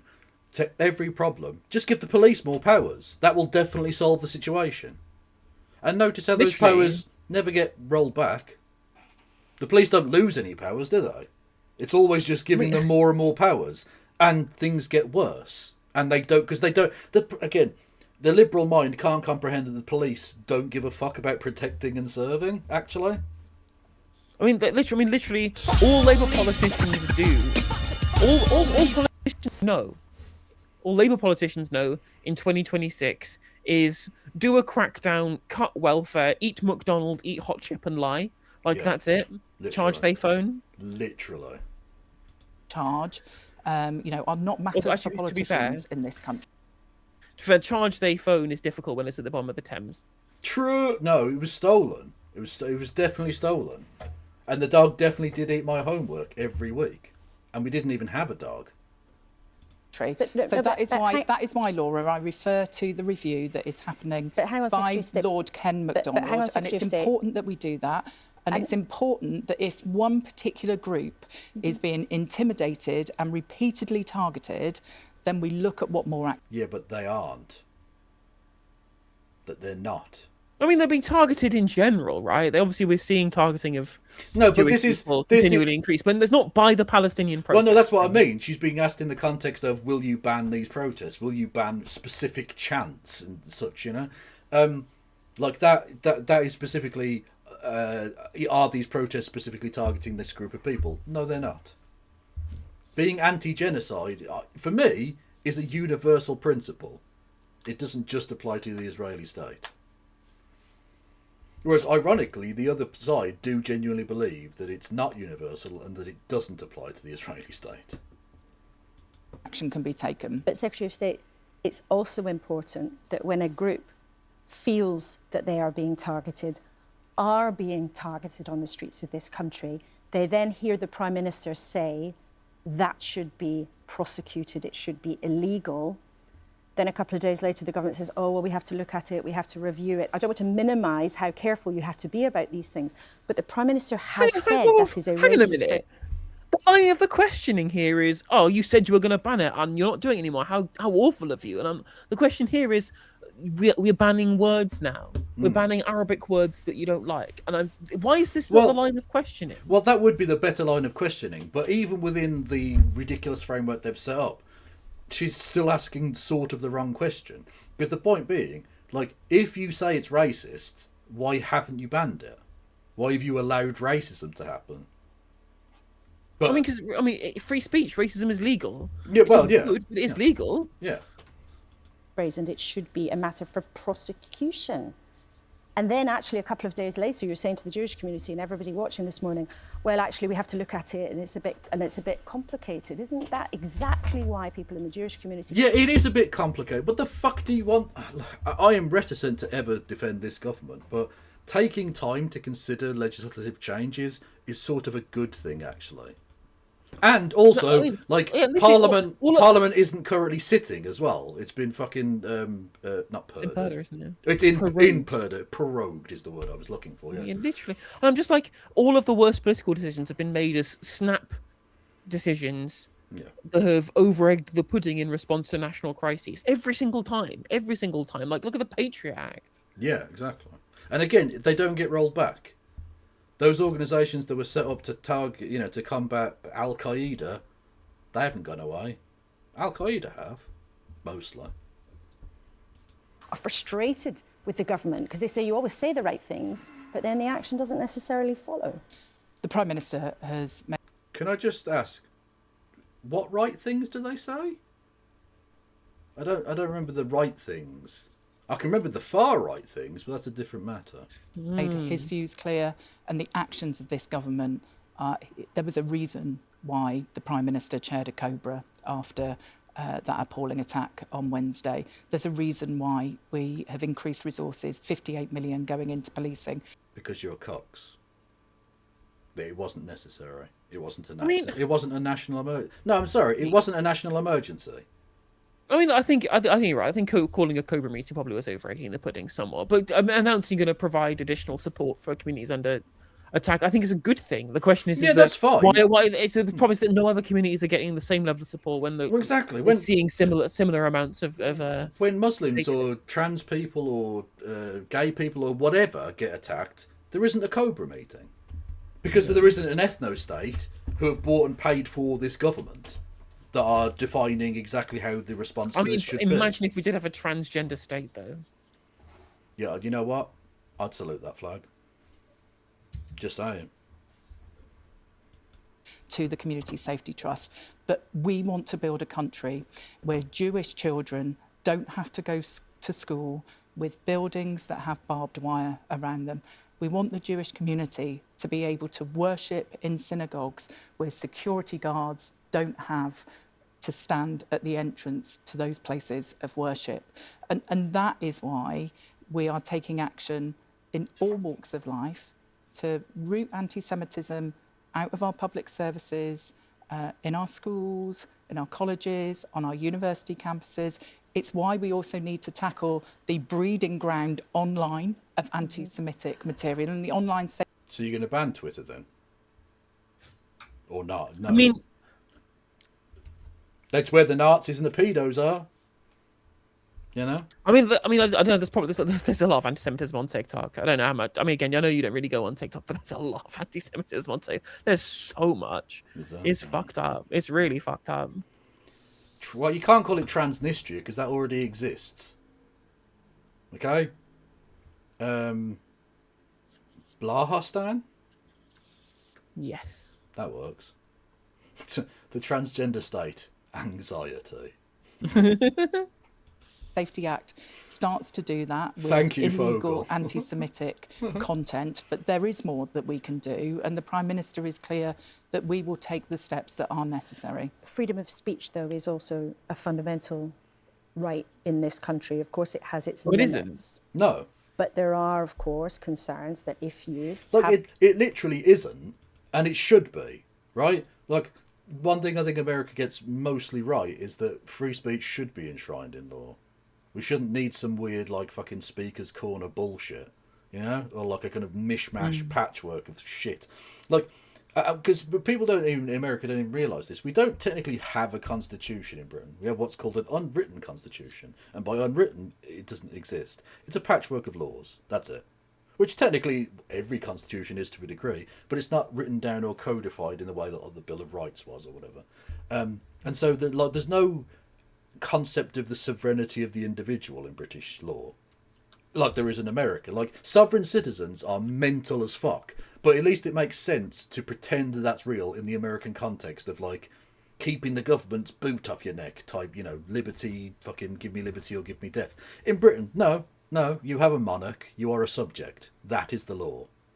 Yeah, I agree. Ridiculous. Yeah. I was going to say, Unknown in chat says at least they have a school. Palestinian schools are destroyed. I mean, I understand what you're saying. Obviously, we talk about pro-Palestine marches, right? But Palestinian schools are not related to the Jewish community in the UK. I mean, there's another problem, right? Is that we're getting so much of the discussion back towards Israel-Palestine. When, again, the reason why we're in this position is because people have been unable to separate what's happening with British Jews in this country versus what's happening in the Middle East, you know? Okay. I think I'm right in saying that someone who is not British/Irish made this meme. Do you want to see what the problem is with the caption at the top and the actual meme itself? I mean, it's got... It's first of all calling Ireland Turf Island when that's not Turf Island. That is a separate nation, yes. That is a separate nation. Or at the very least, they've got the 6 counties and all the other counties as part of the same state. Well, it's a shame that state now also includes the rest of the United Kingdom. Well, I support trans island colonising Britain because it was promised to them 3,000 years ago. Coming to Britain and just kicking out cis people from their houses. I am joking. Sorry. Much love to you though. Thank you for your memeage, chat. There we go. Have on the table banning marches, banning certain phrases that people utter. That actually what you do is you bottle up people's resentment, you bottle up bitterness. You might actually create a worse situation. A Labour peer, for example, Lord Dubs, who's a Jewish refugee on the Kinder transport, for example, he said this week, banning marches was not necessarily the right approach. Being more heavy-handed was not the right thing. Yeah, but he's a leftoid. So he's not. You can basically be as anti-Semitic towards him as you like, apparently. I mean, as Daniel Levy pointed out in the video that we mentioned before, what you do by essentially treating one group as a protected class that nobody else gets access to is you continue to reify the opinions of weirdo fucking conspiracy theorists who think, oh, Jews control our society, etc., etc., etc. When you're playing into their delusions by doing it, right? Yep. You're playing into their misconceptions about how society is functioning by essentially saying that this one group gets to be protected by restricting everyone else's free speech. You make these anti-Semites into martyrs when you do it. Yeah. Also, again, it's typical that Zionists and Nazis have very similar views on a number of things. Not just in terms of ethnic cleansing, but literally like Jewish people's place in the nation in which they're born, or live, or grew up, or have chosen to live. And of course, in regards to, oh no, I forgot. Yeah, I've lost the train of thought. Apologies. To do. Look, we are not talking about an outright comprehensive ban on protest or anything like that. We are talking about the cumulative impact upon. To be honest with you, I'd feel safer if you promised that as a pledge, because I know you wouldn't do it. So true. Like put it in a manifesto, and I'd feel a lot safer about the situation. The Jewish community, in particular, here, we will take the steps that are appropriate to deal with this problem, but we will also defend the right to protest. Yeah, there even means testing protest.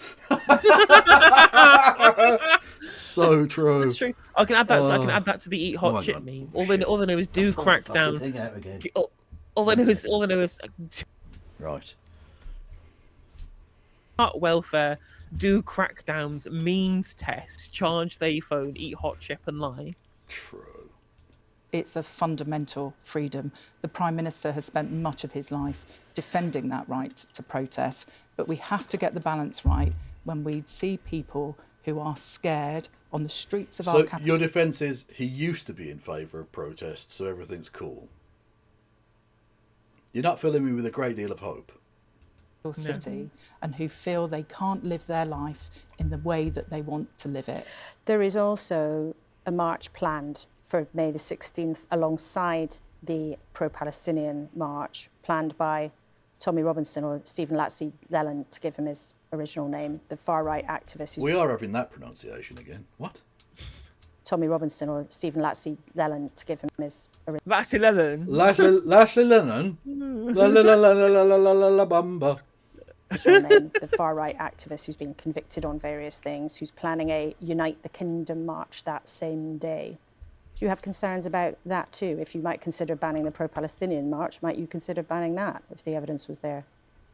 So the police will need to take operational decisions about how to best police those protests. Oh God, you're such a fucking pointless drip. Yeah, we fucking know. Answer the bastard question. Oh, it's infuriating. It's similar when she started off with, well, the attacks this week were abhorrent and a disgrace and blah blah. Yeah, we fucking know. I wasn't expecting you to come out here and be like, oh, actually, I think it's fucking great. More people should get stabbed in the fucking street. Just fucking get on with it. These fucking wasters. and they will, I am sure, be in communication with the Home Secretary. I have concerns about that. Look, these are really important issues that you raise about far-right extremism and the ideology that underpins that. And we have also seen a growth in terror. Interesting that the far right are also very pro-Israel in Tommy Robinson's case, isn't it? It's crazy that. It's almost like there's a shared interest or something. Terrorism fueled by Islamist ideology. That is part of the reason why the threat level in the country was raised to severe in the day after the attack in Golders Green. And so both of these ideologies do pose threats to us as a country. And that is why I am reassured that we've got a Home Secretary in Shabana Mahmood that won't hesitate to take... That's going to lose her seat at the next election. Can we get some lols in chat? Fuck. Yeah. The right action to protect the British public, but we will also protect those fundamental rights that exist in this country to freedom of protest and freedom of expression.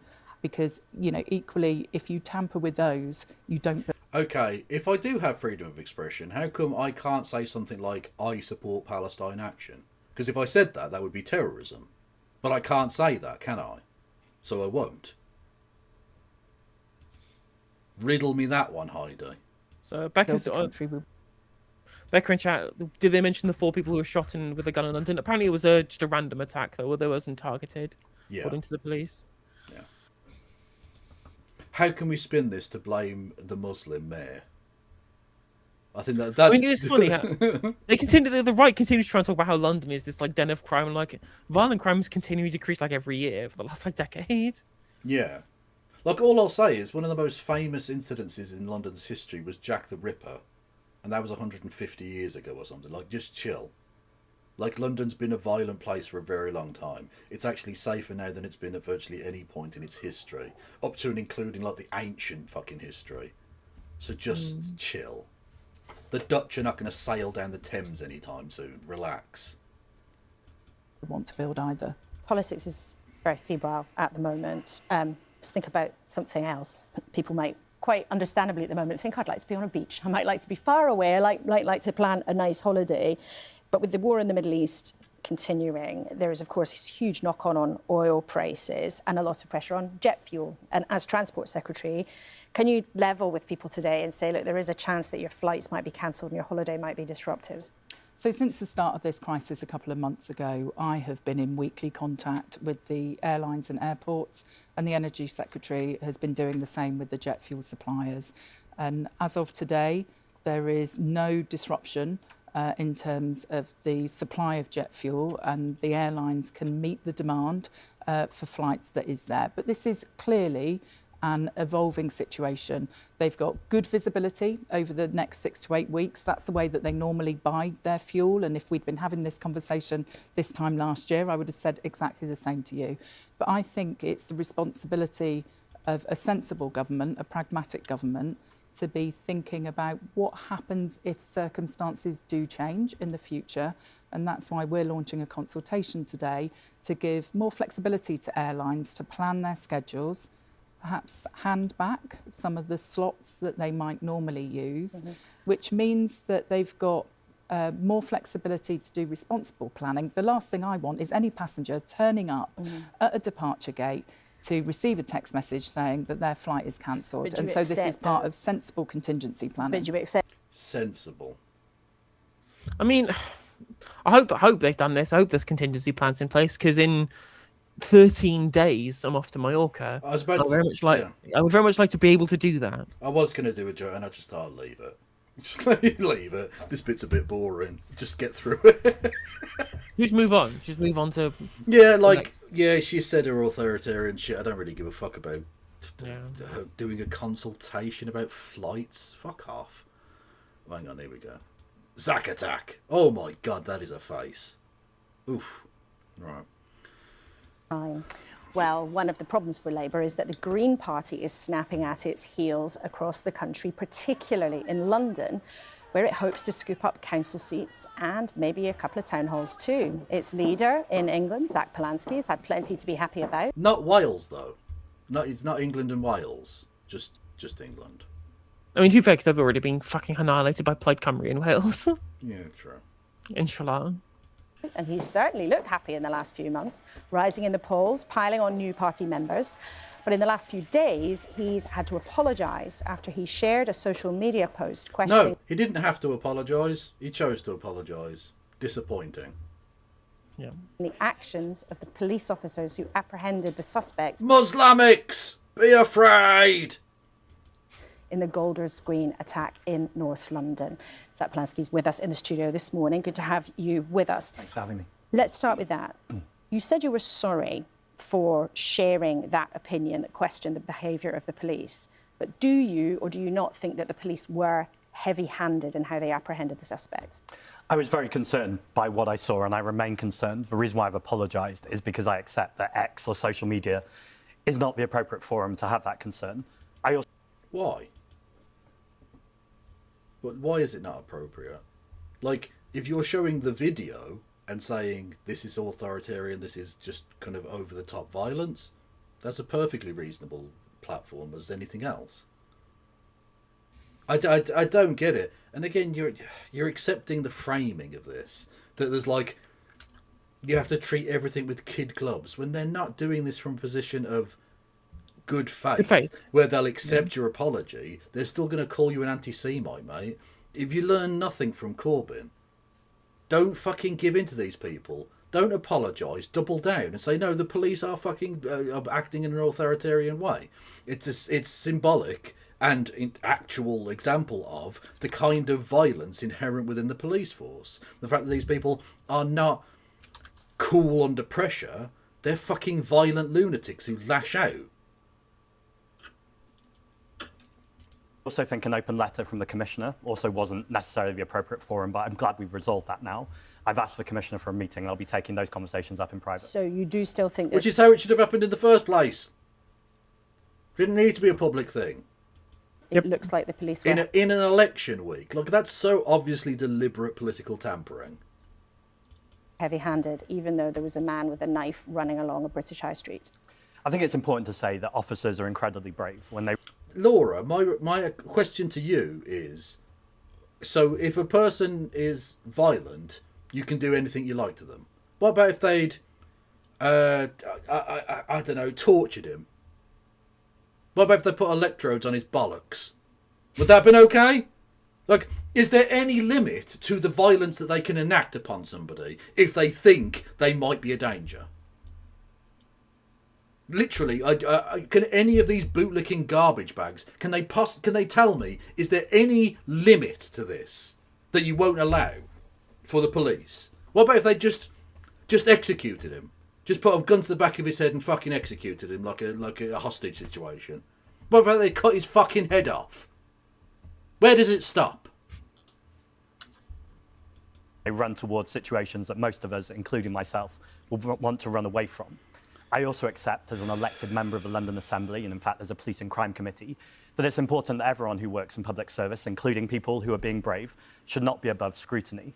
And so I think it's important that I have that conversation with the Commissioner, and we always make sure that action's proportionate, no matter how brave. But do you think that it was proportionate? I mean, everyone's seen the video, everyone's seen the pictures from all sorts of angles, because that's how things often happen in 2026. Do you think it was proportionate? Well, the first thing I'd say is I'm not sure everyone has seen the video, because the video is so graphic, potentially understandably, and that's the conversation, that I don't think it's always been shared. That being said, I accept that social media is not the forum, and I don't think, sadly, national broadcast is the forum either. I need to have that conversation. What I will say, as much as he shouldn't have apologised, what he should do is ruminate on this and maybe get off social media a bit.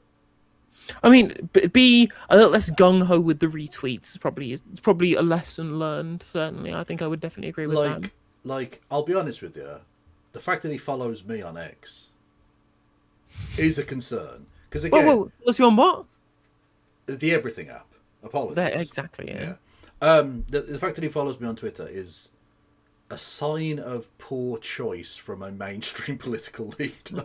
Well, so Ian McKenna, if that was your mate and he had just been stabbed, would you be saying, calm down, lads? The idea that you think that there should be different fucking criteria based upon whether or not that you're mates with the person being attacked, rather than a set of processes and standards that is held to universally, shows why your thinking shouldn't be allowed when it comes to scrutiny of public servants. Yeah, there is a reason that the Lady Justice statue at the Old Bailey is wearing a blindfold.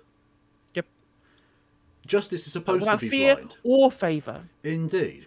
That's why they don't allow, like, the family members of someone who has been murdered to sit on the jury of that trial, because they're a little bit emotionally invested. Yeah, maybe out of love for my a family member or a friend, maybe I would react differently. I'd be wrong to, though. I'd be acting in an emotional, overwrought fashion. It wouldn't make it okay or justified. It would still be wrong. Because the police don't get to just fucking act as Judge Dredd and just decide, oh, he's guilty, so I can boot him in the fucking head. Literally. How do you question someone who's got brain damage? Because he might be part of a terrorist cell. He might have information that we'd like to get hold of in order to stop other people from doing worse things. Makes it a lot more difficult. Also, it makes the argument for the police, or for the CPS, sorry, in a court case a lot more difficult, because they can say that he was mistreated. They can even call for the fact that the Police and Crime Commissioner has made this a directly political thing and has basically said that the man's guilty before he's even been charged with anything. Or he has now been charged, but he hadn't at the time. They could argue that for a mistrial on the basis that he couldn't get a fair trial because the Chief Commissioner of the Metropolitan Police Force has already said that he's guilty. These are processes that fucking exist. The police don't follow them, and it doesn't help the situation. It doesn't make it better. They're not doing their fucking job. I agree. Anyway. Conversation with the Commissioner. Well, it was a conversation you put into the public domain, but you now, as you say, you've accepted it was the wrong forum. The UK's counter-terror chief has said that anti-Semitism is the biggest national security emergency. Hey, hello, Hannah Reloaded, and the Hannah Yay. Reloaded followers, fans, stans even. Sycophants. Yeah, bootlickers. Let's be honest. No, I'm only joking. Hello, everyone. Welcome in. I'm Kevin Logan, a socialist from the UK. Yes, we exist. We're not all transphobes. Just most of us, apparently. I mean, it'd be very weird if you were, Kev. It would be weird. It would be a strange thing for someone who is to show multiple trans people to be like that. Although J.K. Rowling's got a trans friend. True. Or token, as I like to refer to them. Anyway, yes. Apparently it's stanners. See, that works. That's good. Was this their stairlift company? Well, that's a different stanner. And presumably that's a very British joke that they won't get. Anyway, I'm here with I forgot your fucking name, so I was going to call you No Justice. Helena from the No Justice MTG channel. She's famous in that. She was interviewed by like a Z-list celebrity. Yes, true. She was interviewed by future Prime Minister Zach Polanski. So I was indeed. Also, thank you for Minsky for the 5 gifties. Appreciate that. Oh, podcast. See, in almost 10 years. Do you agree with that? Jewish communities aren't safe, and this isn't an abstract idea for me as a Jewish person. In fact, in the last 6 weeks alone, 2 people have actually been arrested in relation to anti-Semitic actions towards me. She was also interviewed by Corbyn. Were you? I interviewed Jeremy Corbyn on our media. Yeah, that's well, yeah, exactly. Yeah, it's the other way around. Like that's the flex, isn't it? It's like you can like, loads of people interview people. That's I mean, it's cool. Don't get me wrong, but to be interviewed by that person, yeah, it's something else, isn't it? Come on, that's pretty cool. Imagine if he became Prime Minister, you could legitimately say you were interviewed by the Prime Minister. Well, listen, the fact that I just had a conversation with Hannah Spencer like fucking 2 weeks before she became an MP, it was just crazy. Feels unreal. Yeah. And just yesterday, the Times newspaper published a pretty vile anti-Semitic caricature of me and have yet to apologise or withdraw that. I don't think we make Jewish people any safer, though, by pitting, we just had that conversation, you just had that conversation with Heidi Alexander about Palestinian marches. I am both pro-Palestinian and I'm Jewish, and I care about Jewish safety. There's no conflict in those positions. And actually, I think where some of the conflict comes is actually from Benjamin. In fact, not exactly. I think he's probably going to go on to make the point I'm about to make, so I'll talk all over him. Fuck it. I mean, if you weren't going to, you wouldn't be Kevin Logan, and we would sorely miss you. Well, exactly so. Yes, I would argue not only is there not a difference between those stances, actually they reinforce one another on the basis that the actions of the Israeli state, by being A, genocidal, and B, linking their genocidality to Jewish people around the world through Hasbro and all the rest of it, actually makes Jewish people less safe. It's not even through Hasbro. They just openly say it. They just literally they make the conflation open and honestly. Well, they do surreptitiously. Well, they do, but the surreptitious thing is like more insidious, I think. Like it's one thing to do it openly, and they do, obviously. I mean, they literally call themselves the Jewish state. Yeah. And they've got overtly fucking apartheid fucking execution laws and stuff, you know. Anyway, that's he's probably going to say what I just said, but in a more erudite fashion. Netanyahu, who frequently conflates people's Jewish identities with supporting the Israeli government. But the question I asked you is, do you agree with the UK's counter-terror chief who said that anti-Semitism is the biggest national security emergency? I wasn't asking you about Benjamin Netanyahu. Well, I would argue it probably is, but as always in this, what the kind of hidden fact in all of this is that the vast majority of terrorist threat is from the far right. Something that never gets talked about. It's only, we need to talk about Zach Polanski retweeting somebody, not like fucking Combat 18 fucking cosplayers trying to bomb, synagogues or mosques, Yeah, 100%. Actions. I was asking if you agree with that view.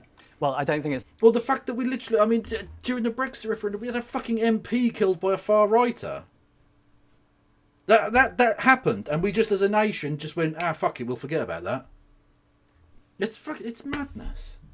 It is necessarily helpful to compare emergencies, but I think there is an emergency, there is a problem, and we need to tackle anti-Semitism. But it's quite a clear statement. He says it's the biggest emergency, national security emergency, since the ISIS attacks almost 10 years ago. Do you agree with that or not? Well, there was a report out by the Joint Intelligence Chiefs recently that talked about emergencies to this country, being the climate crisis, about food security, indeed from threats to Russia and cybersecurity. So I'm not denying there is an issue with anti-Semitism. But what I am saying is I think all of these emergencies need dealing with, and I don't think it's necessarily helpful to prioritise one above the others. Do you think that the premise... Actually, I'm okay with that answer, yeah. I think it's fine. I mean, if it was me, I would respond and go, I'm not a national security expert. If he says that, then fine, I guess. There are plenty of other national security emergencies, and I'm here to tackle all of them, right? Yeah. It's correct to say that saying or chanting "globalise the Intifada" is racist? No, I don't think that's correct. I think it's important that we make sure that we have freedom of speech in this country and freedom of protest. So the Zionist line has been set then. They're going to try and ban globalise the Intifada. They tried it with From the River to the Sea and then went, oh shit, no, that doesn't really work because that's Likud. Ooh, okay. How about then globalise the Intifada? Let's literally try and strangle this nascent movement for peace in the Middle East from the Progressive Labour Party. We've seen a genocide that's been going on for years in Israel now, of which our government is not just complicit, but actively selling arms and intelligence. And I don't believe policing people's language is what's going to prevent, is going to make Jewish safety any better in this country. But that phrase is widely considered by many Jews and many not Jews to be inciting violence, as we were discussing with Heidi Alexander. It originally referred to an uprising against Israeli occupation back in the 80s. But you know that many... Which, by the way, they're allowed to resist their oppressor. That's always been both a moral and indeed an international law right. And again, she's literally saying it refers to protests that happened in the 80s, but other people have this opinion, and I'm just like, sure, okay, your point. Yeah, and again, if they want to use their free speech to criticise my use of my free speech, go for it. By all means, I fucking encourage it. Yeah, that's absolutely fine. If you want to out yourself as being like pro-genocide, be my guest, I suppose. But you can't just say, well, I disagree with you, so you don't get to talk. No, fuck you. I'll talk, and I'll continue to fucking talk. people believe now, in the context in which we live, that it is something that is dangerous, insightful, trying to provoke aggression towards the Jewish. I don't think insightful was the word you were going for. Inciting, perhaps. Community. You just heaven forbid, you know, criticising a journalist for not knowing how words work. Award-winning. To dispute that? Well, I think there's two important things there. So the first is that occupation is still ongoing. So if people are talking about ending the occupation, then that conversation is very clearly still live. The second thing, though, is there are already crimes against hate crime, against anti-Semitism. And so I think it's important where people are committing a hate crime, they are arrested for that.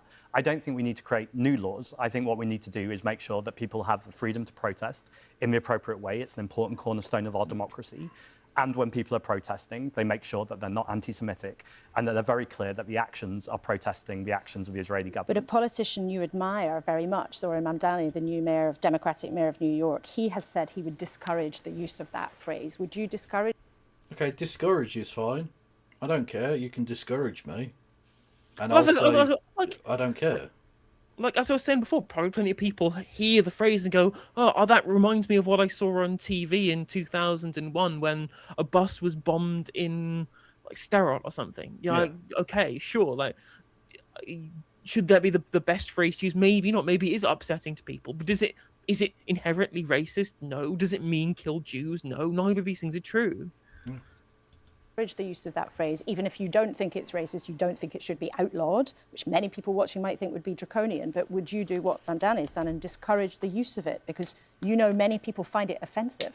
I think these things are contextual. It's not a phrase I would use personally, and that's because I think if there's other phrases you can use or other ways to do things, but would you then why not just do them easier? Using it? Well, because I want people to be more effective, so I wouldn't encourage people to use it, because actually I think you can make your point a lot more effectively and not get into this conversation about language. The point, though, is if people are traumatized, they're really, really passionate about the injustice they're seeing.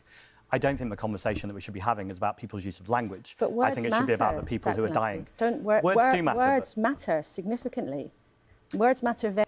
Yes, but like genocide matters more. True, I mean, quite literally true. Very much. You've said hate crimes where they happen should be prosecuted. Many of those forms of crimes are about language. They are about hate, and they are about people who express themselves. Words matter, but the tens of thousands of Palestinians who have been murdered, people in Lebanon who have been killed, these people matter too. And I think if people... Yes! Good! People want to protest. I may be setting myself up for a fall here, but the pit of anxiety in my stomach that I had at the beginning of this has dissipated somewhat. Yeah, he hasn't cocked out so far. We wait and see. And so far has done a reasonable job playing it with a straight bat, so to speak. I think that's true. Actually, Sarah in chat points, just say globalize the resistance, right? Yeah, literally. It's that. It's important we defend their right to protest. Yes, I do encourage to give you a more... But to be fair, I mean, this is sort of the problem I was talking about. I agree with your general line there. I've got no problem with people choosing a new, more acceptable phrase. But ultimately, again, it's bad faith. They're not saying this because they actually believe you're being genocidal. They're doing it to try and tire you out, to try and emotionally and politically drain your movement and drain you as an individual. So if you choose a new thing, they'll just say, well, that's still anti-Semitic because reasons.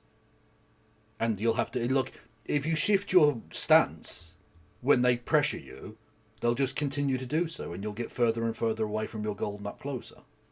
I think, I mean, it's a difficult one. It is, yeah. We're up against a very powerful foe in this. They've got their agents, as we saw with Heidi Alexander or with fucking Helen Whiteley, or indeed the current Prime Minister. Literally possibly passing laws to try and ban you from saying certain phrases. It's not easy, but ultimately you have to hold your ground somewhere. Discourage, a more direct answer, the use of the phrase, but I'm not interested in trying to police people's language. Do you think your party takes anti-Semitism seriously enough? Yes, as I've said, it's not an abstract idea for me. Jewish safety and making sure we tackle anti-Semitism is incredibly important. Now, I'm not saying that we've got it right. I don't think any party has, because anti-Semitism exists in society, as does Islamophobia and many forms of racism. And it's important that every political party... Yeah, I did see that, chat. Sorry, someone sent me a link to the... Smotrich had a birthday cake with a golden noose on it. Oh, was that? No, it was for Ben Gvir, wasn't it? Was it Ben Gvir? One of the two. They're fucking same shit. Same shit, different genocidal freak. Yeah. And I'm just like, it's a death cult. It's a disgusting genocidal death cult. Yep. These are this is the quote unquote partner for peace that the Palestinians are expected to negotiate with. What? Oh, it was Ben Gvir. Oh, okay, sorry. Yeah, I've just done an anti-Semitism. Oh, all Jews look alike to you, do they, Kev? Is always working to bring more training and better vetting. There are repeated incidents, though, of Green Party candidates running for election right now who have expressed anti-Semitic views. 2 of them have even been arrested. It's interesting that you are definitive in saying that these people have said things that are anti-Semitic. But yet when you talk about Nigel Farage or Tommy Robinson, you say you always couch it with alleged racist remarks or supposed racist remarks. It's never definitive. Whereas these people are definitely guilty of anti-Semitism. Same was true with Jeremy Corbyn. Like, there was always the anti-Semites in the Labour Party and the alleged Islamophobes in the Conservative Party. Even when Nusrat Ghani was going on the record to say that she'd been passed up for committee roles because she was too Muslim. Yeah. for the Tories, right? Like, and again, like, I think from the stuff that we've seen from a couple of the council candidates, there's been, I think, 2 in my mind that I can think of. They plainly, obviously are anti-Semitic, right? Yeah. They do need striking off from the party, subject to a disciplinary process, and have, in the midst of that suspension, have their support withdrawn in the council elections. You know, Yeah. But again, as you're right in saying that we're not discussing the veracity of the need to root out anti-Semitism. We're saying, why is it not done evenly from party to party? Yeah. So if someone has written on... Why did the EHRC or whatever it was, why did they investigate Labour for anti-Semitism but never even touch the Tories for their blatant and open Islamophobia? And anti-Semitism. And anti-Semitism. Or is it... I mean, in terms of like internal party opinions, the Tories and UKIP were both more anti-Semitic than Labour at the time. Yeah. Online that Israel was to blame for the Bondi Beach attack where Jews were killed in Australia. Are they fit to take office? I think that's an unacceptable comment. It's important that I don't comment on individual disciplinary processes, but I understand you're not asking I'm about not that. asking about individual cases. Is somebody who expresses that, or somebody who says that Jews... Okay, but you are saying that. Like, that's such a silly, like, sleight of hand.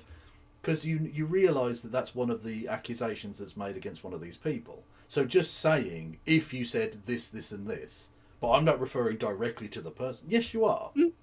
yeah, you are. Like it's like saying, I'm not asking you to plead guilty or not guilty. I'm just saying, if, for instance, someone did a murder... Look, no, that you're referring to the murder that happened, man. The thing is, Kevin, it's illegal to say I want to kill the president of the United States of America. It is. It literally is. Well, it is in America. I can probably say it. I think maybe. I don't know. Approaches, or somebody who shares claims saying that Jews are commanded by the Old Testament to kill children, are people who express those kinds of views. Are they fit for office? Should they be running as candidates? To be fair, not just Jews, but Christians are commanded to kill, non-believers or whatever the fuck it is. I mean, basically, I think all Abrahamic religious scripture. I mean, certainly in the Quran and the Bible. I'm not sure about whether it's in any amounts of Jewish scripture or not, but I know certainly that there are the penalty for apostasy is death in like Orthodox, biblical, and Quranic scripture. Heretics was the word I was looking for. Yeah, it says you should not suffer the heretic, which means killing people, including potentially children. And of course, we literally see examples of genocidal talk from both Yahweh and Jesus in the New Testament, where he refers to non-Jews as dogs. Yeah, thanks, J-Dog. Love it. candidates in your party? No, absolutely not. And as a Jewish person, those comments disgust me. It's important that we let the disciplinary process take its place, and that's exactly what we have. Why are there people then on the ballot for the Green Party who have expressed those sorts of views, if you said? Yeah, you wouldn't imagine this was the last show before a major set of local elections, because they haven't talked about anything to do with those elections. We're almost halfway through, and they haven't mentioned it. Tom Isaac's... Yeah, go on, sorry. Sorry, you go ahead. You're on the same point. I was not. Oh right, sorry. No, they've talked about anti-Semitism and fuel prices and holiday flights, which none of which are to do with the local elections at all.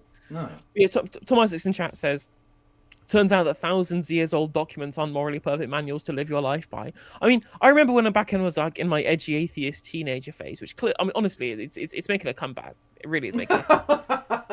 Oh God, she's gone Dawkins. No. Dawkins. So I'm not gonna have any conversations with Claudia. Don't worry. Go on. And Claudia definitely told me she definitely likes being propositioned in elevators. I tell you that. Love it.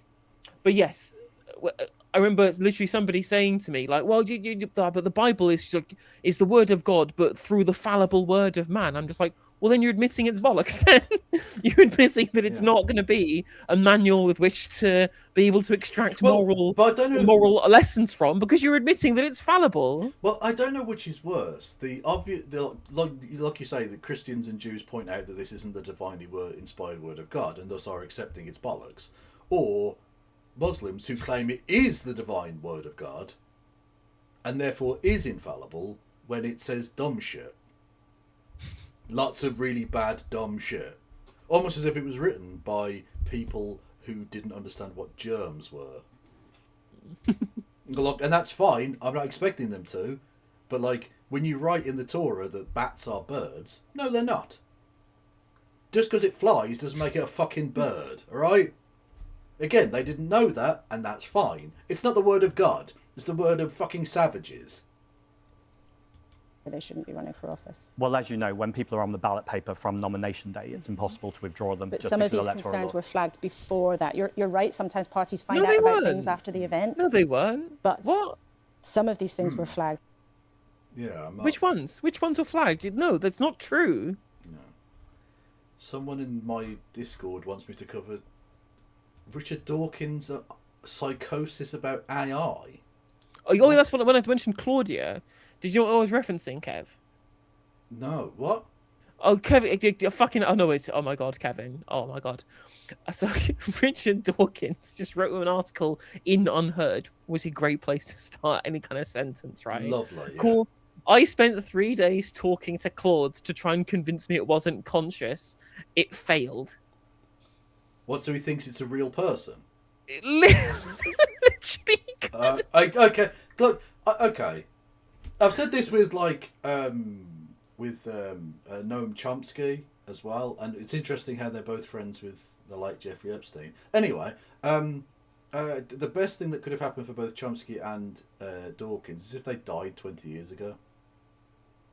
Because they were respected then, in some quarters, in some respects. Now they're just fucking crazy, disgusting old men.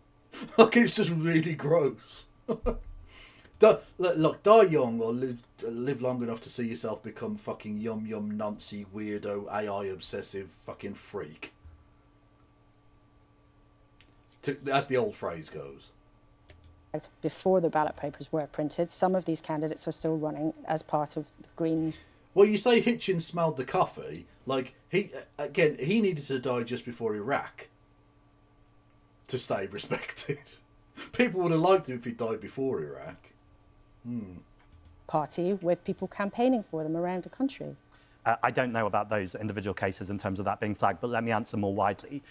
I think we clearly do need to have a better vetting process, and that's something I've taken away from this election. So do you have a problem with anti-Semitism in your party? I think there's a problem with anti-Semitism. Why are you asking him about your party? He's the leader of the Green Party. Every time? Every fucking time, Jeremy. society. We have 4,500 candidates. We have a handful of cases where anti-Semitism has been accused. One case is one case too many. But I don't want to do whataboutery, but you have Nigel Farage, who has 20 people saying as a child he made some pretty anti-Semitic. You and say he's you evaded don't want to scrutiny do today. whataboutery, and then you mention another political leader, and of course, we will talk to all the political... Well, yeah, but in this instance, it's, I think, justified whataboutery, because you're literally, like, you're pointing out not necessarily the, don't look at my anti-Semitism, look at this person. You're pointing out your hypocrisy here, Laura, in only focusing on the very small number of minor incidents rather than the repeated pattern of behaviour at top levels from people in the Tory party and Reform. That's the point that's being made there. 100%. Political parties about these issues, and we have talked to Reform about it on other occasions. But do you believe that you have a particular problem with anti-Semitism in your party? No, I don't believe we have a particular problem compared to wider society and other political parties. In terms of those candidates who have been discovered to have expressed views like that, would you tell people here today, don't vote for them, they don't stand for you? That's right. There has been a real surge in a politician who gives a direct answer. Yes, good. None of this, like, fucking fluff and around the edge. No, just, don't vote for them. Yep. They're pricks, yeah. Literally. Yeah, fair enough. Popularity, and in your polling since you've been in charge, that you're quite understandably very proud of. But your approach is alienating some traditional backers of the party. Here's just one of them. A Green councillor in Norfolk, Michael Dewally, resigned his membership, says the party has moved away to dogma and ideology. There are a very significant number of older, deeper Greens, as he describes himself, who are looking on in horror, and I'm one of them. Yes, they are. I mean, like, it's not a fucking departure lounge. Yeah. You don't have to announce that you're on your flight. But in general, though, it is interesting that it's only the Green Party that have to answer to weirdo fucking angry boomers from Norwich.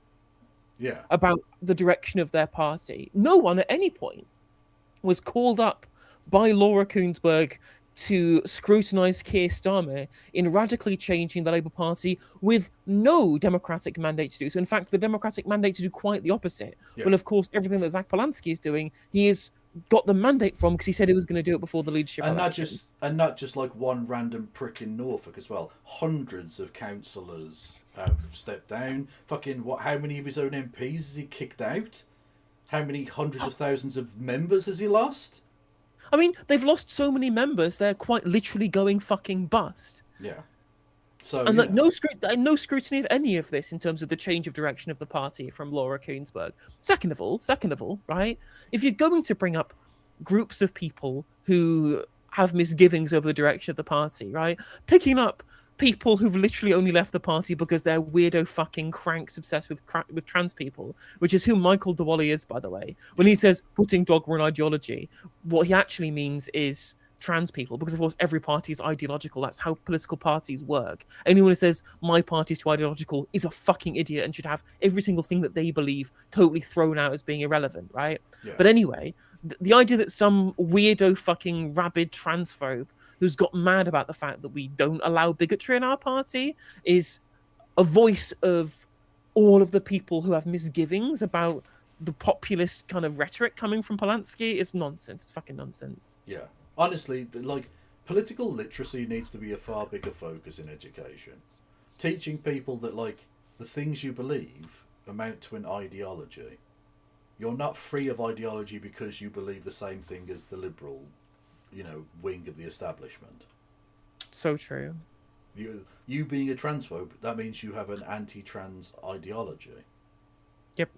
Like, to pretend that anyone who disagrees with you is ideological and that's bad shows that, I mean, I'm glad you left.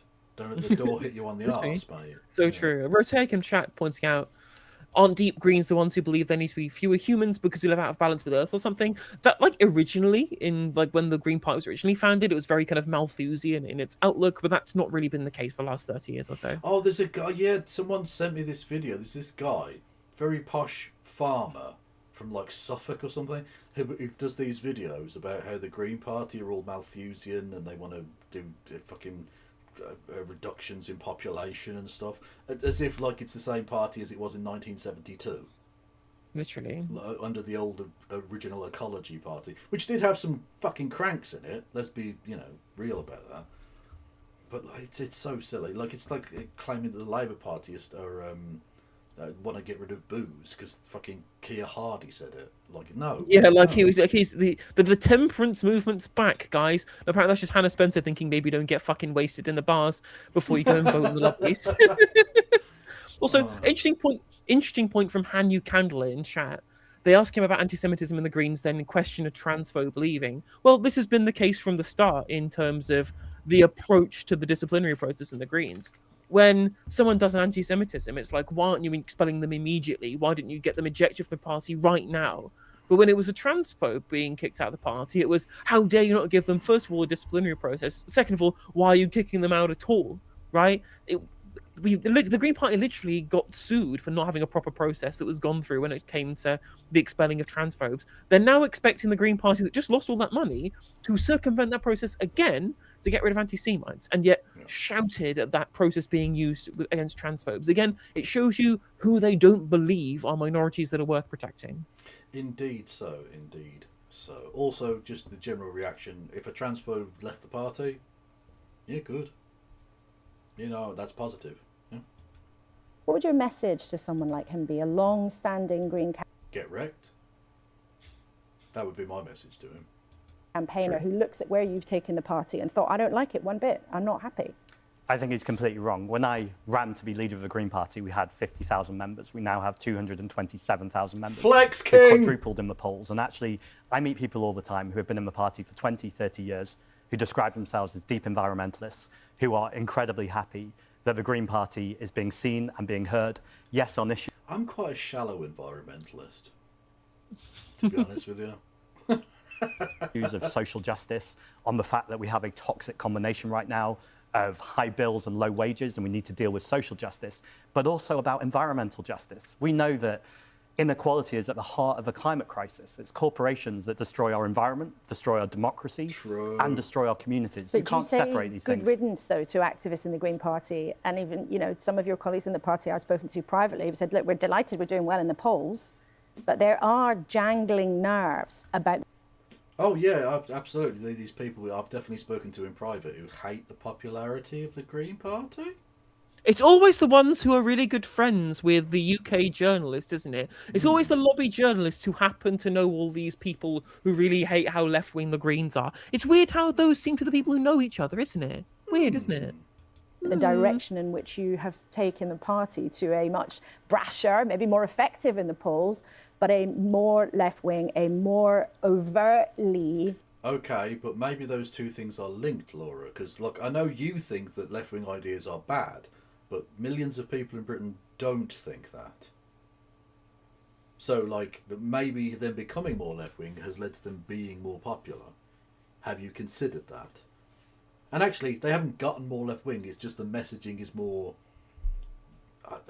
effective. The policies haven't really changed, to be honest. No, this is still the same party that it was, that actually really changed under Natalie Bennett, right? It really changed from like a solely environmentalist party to a social and internationalist party. Oh, typical foreigners coming over here from Australia, literally. Coming back to the country that sent them there in the fucking first place.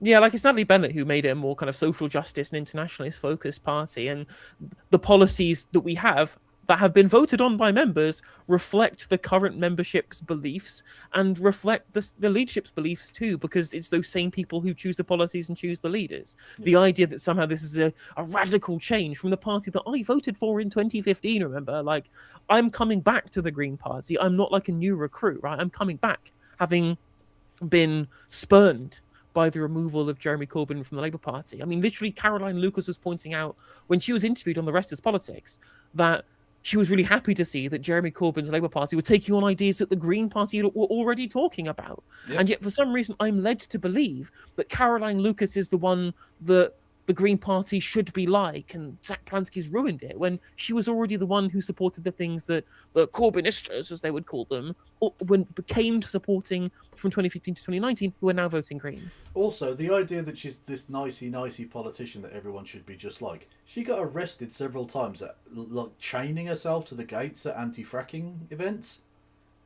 Like, she's not some, like, fucking weirdo dinner circle liberal. That's not what she's about. For all of her faults, you know, she's pretty based. Pro-Palestinian party with all of the issues that we've just been discussing about. Pro-Palestinian party? What the fuck are you talking about, Laura? We oppose settler colonialism. We oppose genocide. We oppose occupation and apartheid. The fact that that just happens to be the situation that the Palestinians are under is irrelevant. We're not pro-Palestinian. We just understand that the Palestinian cause is a just one because we support social and international justice, right? And interestingly, when she has the Labour Party or the Tories or the Lib Dems or basically any other party, she doesn't go, "You're a pro-Israel party." Even Literally, they have direct state actors as MPs. Like, mad shit. Thank you, NYC guys. Says, any elections in Birmingham on May the 7th, Kev? If so, who are you voting for? Yes, we have all-out elections now in Birmingham, where once every 3 years we have all of our councils elected rather than a rolling system, because it was too expensive and we're broke. Anyway, to be fair, it was planned for a while, but it kind of worked out well, I suppose. Yes, so all of our councils are going to be elected. I will be voting for the Green Party, and they're looking very much like they're going to win in this area, which would be fucking cool. For the first time ever, which is dope. And they're probably going to be the largest individual party, albeit there will be a block of independents who will almost certainly be larger. Stay tuned, I guess. But either way, the Labour Party has run it forever and are going to be possibly in, like, 4th? Which would be fucking insane. Crazy. Candidates coming forward. Is your message to people who don't like it, even if they're in the Green Party, well, tough, it's worth it for the success you're having? Well, I'd never say good riddance because I'm not rude like that to people, but what I would say is I want a leadership... See, you're too nice, Zach. You should say good riddance. Good riddance to scum. You know, like, don't think of it as losing a member. Think of it as an increase in the overall quality of the membership. Election where I was very clear about the direction of the party. By the way, not a single policy has changed. Just the way I communicate policy that's been decided by the members has changed. And I won that election with 84% of the vote. Since then, hundreds of thousands of members have joined. I think we're doing okay. One of the policies that you are putting forward, though, is saying the minimum wage should be increased to £15 an hour.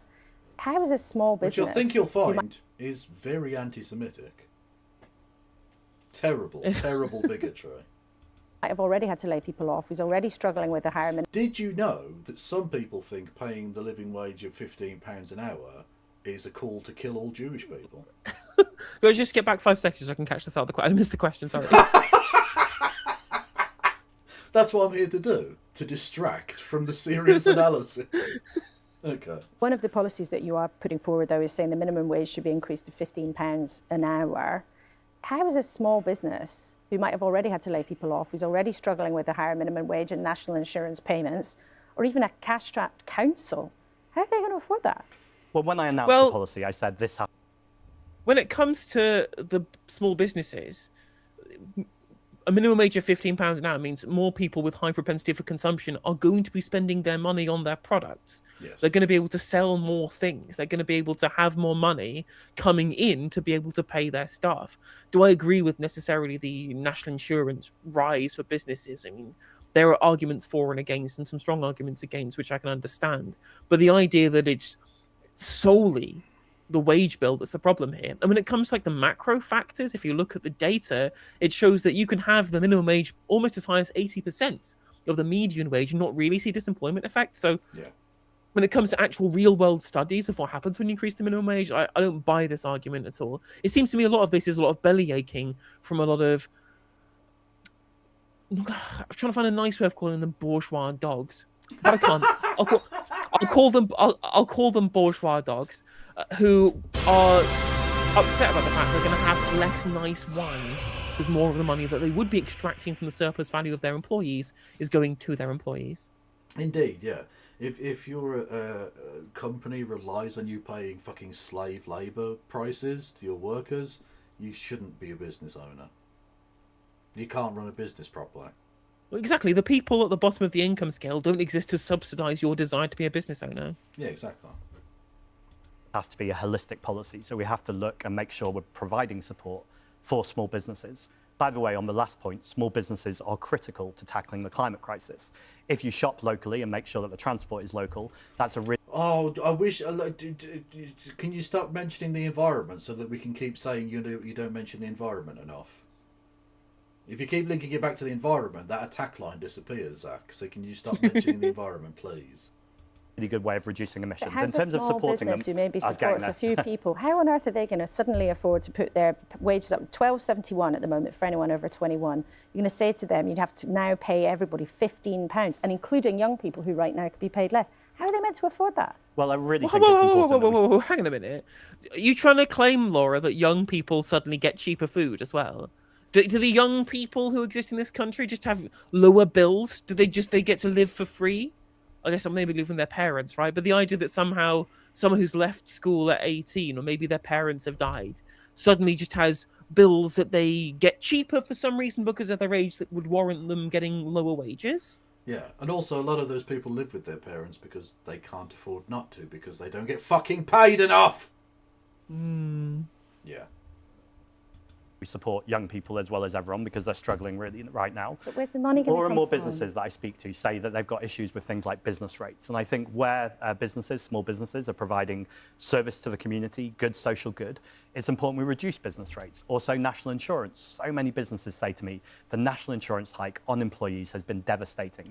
I don't think that's the right way to do things. And I think we should be taxing wealth fairly and make sure we're taxing multimillionaires and billionaires, as well as bringing capital gains tax in line with income tax, which would raise about £12 billion we could be putting straight back into the economy. Okay, and we've discussed that. And we've discussed that with you Pause before. again, People sorry. can look back on our player. One thing that Curtis pointed out on Twitter is that when it came to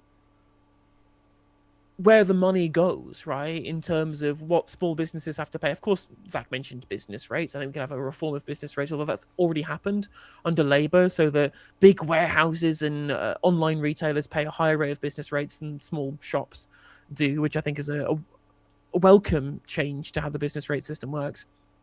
The biggest kind of cost for these places is rent. Yep. It's money being sucked up by massive corporate landlords extracting value for providing nothing because they happen to own these giant units, right? These huge conglomerates own huge amounts of the units in To be fair, I city own a centres. huge unit too, but that's a different thing. In city centres, it's difficult for them to be able to compete with, right? A land value tax, as Ben points out, probably a good solution to this. Oh, it's so sorry.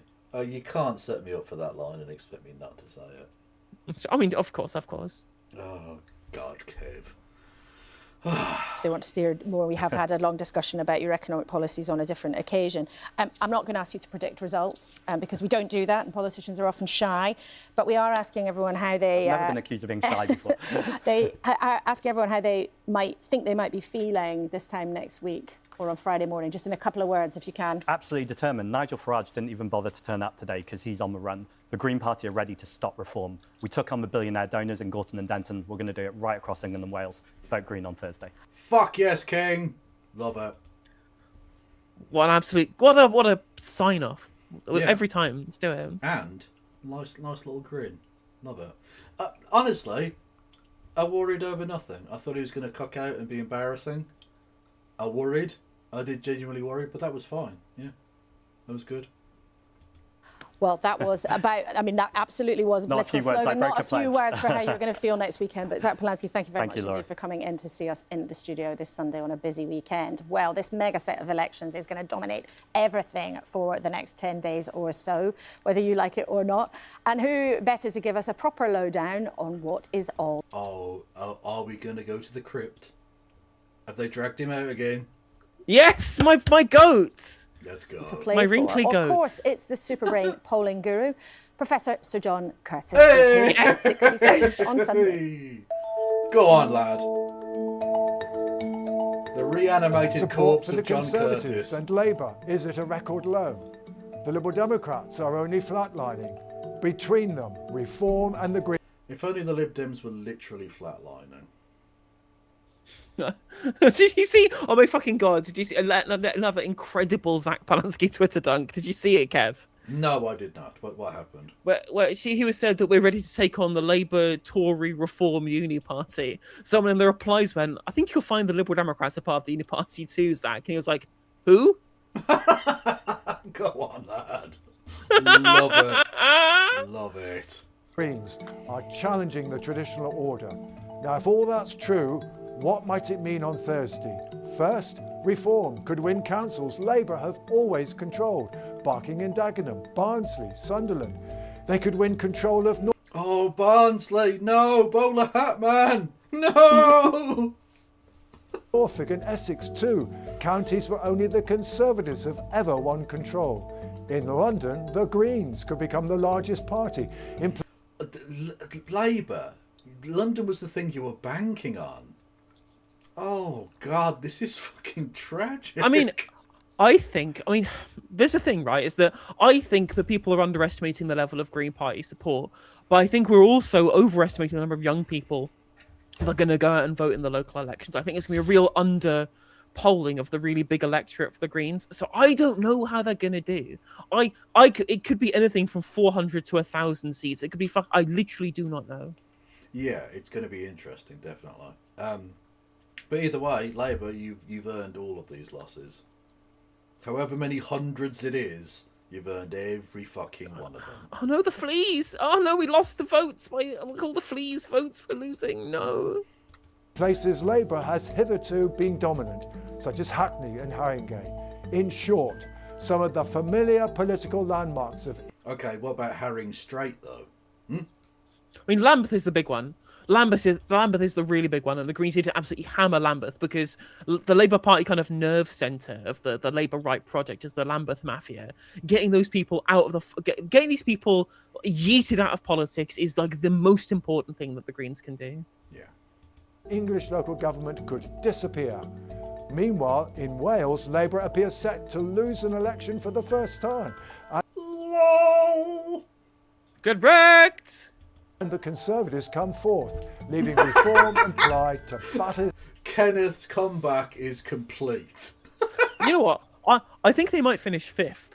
I think the Tories might finish fifth. They might finish fifth in both Wales and in Scotland. Oh, fuck me sideways. That's... They were the fucking opposition. The Kemenaissance, though, Kev. The Kemenaissance. In Scotland, they were literally the opposition before Parliament was dissolved. Fucking hell. Fifth. Oh, do you know what? You've earned it as well, lads. Because you were fucking shithouses in government. And your shithouses in general. It out for first place. Only in Scotland might politics still look much the same. But that's because there, the traditional political landscape was broken by the SNP 20 years ago. True. And there'll be plenty more of it that is funny, to come right? later. Like the best SNP, they've had like internal party scandals. They've had people going to court. They've had breaking coalitions. They're literally their former first minister was arrested and like papped in the fucking back of a police car. Like Humza Yousaf was just like a hapless politician when he was in government. The Butte House Agreement being broken down almost deliberately, same with Humza Yousaf for no fucking reason. John Swinney is basically entirely an non-entity with the charisma of a fucking radish, and they're going to increase their seats. They're going to get a fucking absolute majority at MRP polling. It's fucking glorious. It is so glorious. Angloid seething. Oh my god. With candidates standing, thousands of them, as we've been talking with Zach Polanski about problems with candidates. Reform have had a lot of well-documented problems with candidates expressing or sharing offensive views. We'd, of course, would have put those to Nigel Farage if he hadn't changed his mind about coming in this morning. Welcome to all three of you. Lisa Smart. So what you're saying is he's a massive bitch. He's a massive bitch, and he should stop being a bitch. Because I agree. From the Lib Dems, Carmen Smith, youngest peer from Plaid Cymru in the House of Lords, and Shirley-Ann Summerall, SNP Minister. Welcome to all three of you. What is going on here when all parties seem to have problems? I mean, you know, we've looked... So you've got a woman host and 3 woman guests. This is the real... Woke! This is the... Woke! This is the real great replacement. and the only man they've got in is a gay Jew. They've literally the entirety of the guests for today's show. It's all box ticking. It's all tokenism. Literally. They've got all the political genders and the political sexualities and the political ethnicities on the show today. You know what this is? DEI. So what's going on with every and you parties? What? Farage could have broken the DEI down by being the token cishet straight guy. But exactly. Where is he? Where is he when the straight white man, for too long silenced in the media, where is he to stand up for us? Yeah. Carmen, there have been reports about 3 of your candidates being criticised for posting offensive comments online. I mean, what's going on here? Why is it so hard for political parties to get their houses in order? I think this is an issue that all political parties face, and that is why it's important about how the parties respond. And, for example, in the case of what's happened over the last... Literally pronouns in bio here. Literally. Last few weeks, of course, we need to hear about... And those pronouns will be in Welsh. So they're probably like 20 letters long. The candidates that are put before us. But, for example, something that Plaid Cymru have done in the past is all of our candidates and all of our politicians have had training from, for example, the Anti-Semitism Policy Trust, which is really good training, and about how we were able to express our political opinions, but also not creating division. And I think that's what's really important, is that those that are political leaders have a platform and need to be aware not to cause division. Lisa, one of your candidates was previously suspended for reposting an offensive comment. I mean, do you think that all parties need to have a real rethink? I mean, Carmen's talking about training there, but why is this even an issue? So it absolutely is an abhorrent problem across the whole of our society. I strongly agree with Carmen about the really excellent training that the Anti-Semitism Policy Trust delivers. I took on that training when I was standing as a candidate for Parliament, and I'd encourage all people standing for elected office to go for it. It's done with grace, it's done with generosity of spirit, and it's done understanding that there are nuances that people need to think through rather than just automatically say things the first second it comes to their brain. Shirley-Ann, there's also been questions previously about the SNP's vetting process and candidates in the past, but I just wonder, in the context of what's happened this week, is the Scottish Government taking extra steps to protect the Jewish community in Scotland? Well, I myself spoke to representatives from the Jewish community on Friday, and I think it's very important that we look at the immediate, we look at the security concerns that they have from places of worship in schools and so on, where they gather. But we also have to think this is a cultural and societal problem that is deep and it is embedded, and it is a societal challenge for all of... Maybe I'm just racist, but when I close my eyes, for some reason, I just hear Nicola Sturgeon speaking. Yeah, still Scottish people sound the same. Bit racist, yeah, a little bit. But I mean, it's worth pointing out, Shirley-Ann Stanfield is based as fuck. Basically, she's been in charge of all of the departments that have protected welfare in Scotland, whilst, you know, Tory and Labour governments successively have absolutely took a fucking pickaxe to the welfare state, and she's been the one protecting people the entire time. She is an excellent minister, and I think she's done great work. But she does sound like Nicola Sturgeon. She does sound a bit like Nicola Sturgeon. Us. We mentioned online harm earlier. Yes, online harm accentuates these problems. Of course it does. It accentuates... They're possibly from the same area of Scotland, I would imagine. I mean, that was my assumption, right? Well, there's a reason why they sound different to, like, Stephen Flynn, and different to, you know... Everyone sounds different to Stephen Flynn. Mr. Speaker. Absolutely. Honestly. Can I get him to read me, like, just random shit? Because I'd love have him as your answer phone message. That would be amazing. Stephen, I know you're watching, mate. Obviously, we have all the political heavyweights watch our show. Kevin Logan cannot reach the phone. Sorry, you rang the number. Oh, hello, lad. It's all hatred and division. But this has been a problem long before online became an issue for any of us. So there is a responsibility to look at this and challenge ourselves, whether it's political society or general society, to actually take this on head on when it happens. What about then the proposal that the government, you know, may ban more marches in future? It's clear that's on the table, even if they're reviewing it. Oh, imagine, has he said the Straits of Hormuz in Parliament? because we need the audio on that. The Straits of Hormuz. Oh, I'm assuming he has said it. Although we won't be able to hear him again because he's going to be out of Parliament now. It's going to be a by-election. Is that? Yeah, he's standing for as an MSP. Oh, of course he is. Sorry. Yeah. Okay, that's fair enough. Do you know what, Stephen? Fair play to you, lad. You've done some sterling work in Westminster, and get out of it as much as you fucking. I'm assuming he's got eyes on being the next FM. So. Yeah, very possibly, yeah.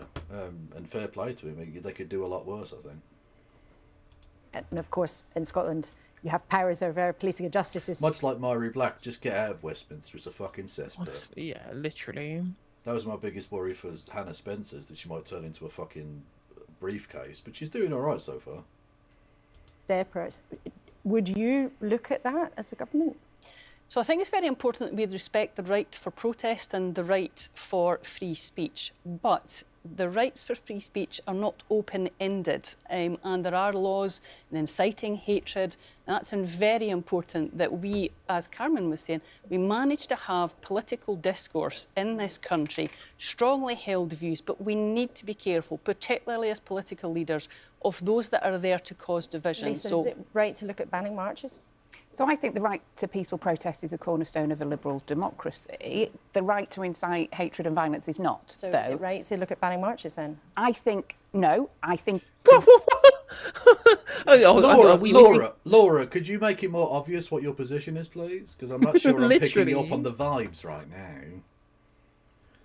It is right to look at policing marches properly. So I understand if you're a young police officer and you're turning up to police your first march, some of the anti-Semitism on display there is vile and it is obvious. Is it? But if you've not been stood... Where's this anti-Semitism? They keep saying it, but I don't see any examples of it.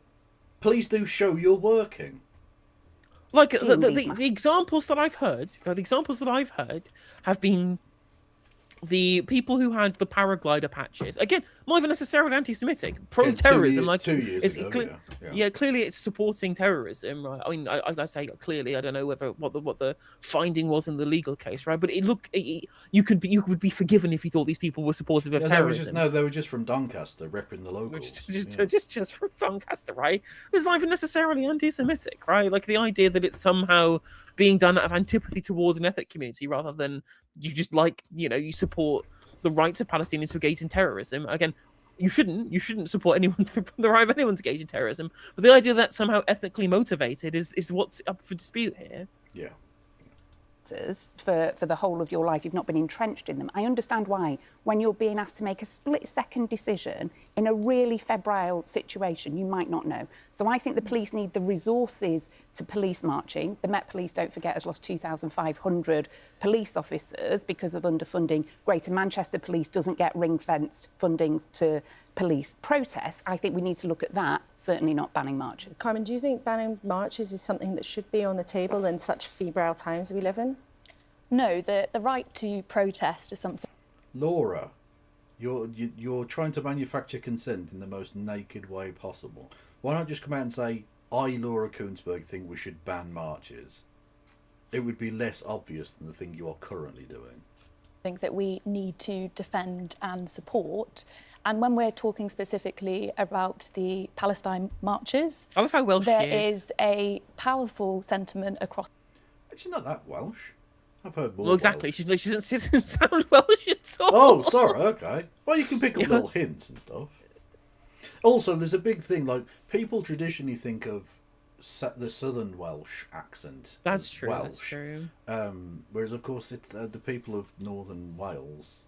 The Vale of Clwyd. They sound vaguely kind of Manc or Scouse sometimes, because they're not very far from there and often literally commute via boat and things. Well, that is true. That is true. Yeah.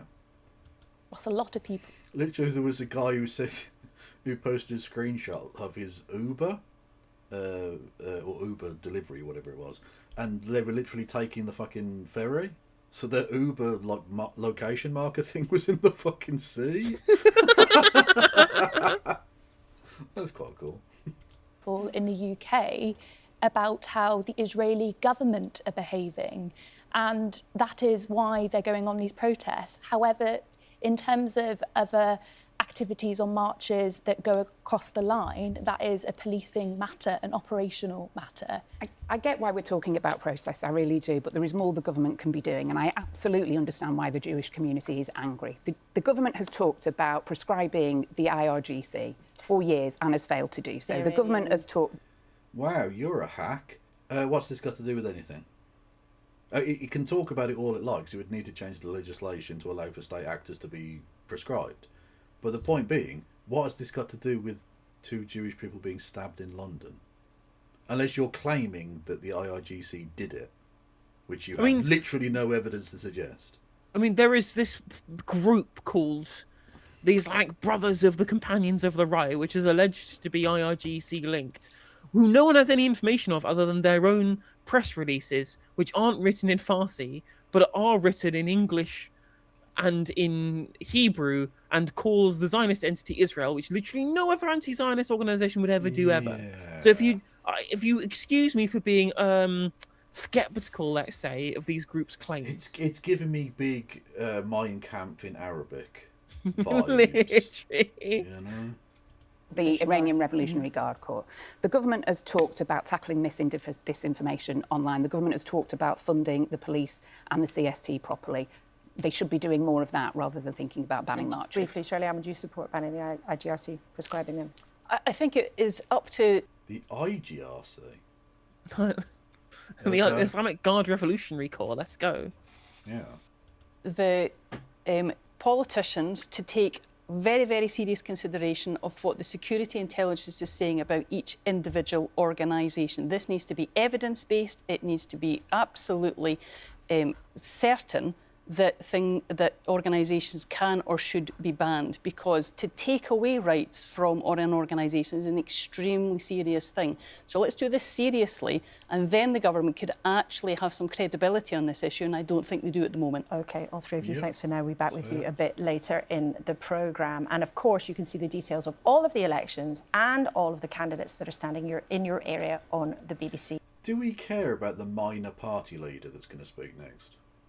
No, I actually really don't care. I was about to say the same thing. Because literally, like, no offence, but who cares what Kenneth has to say?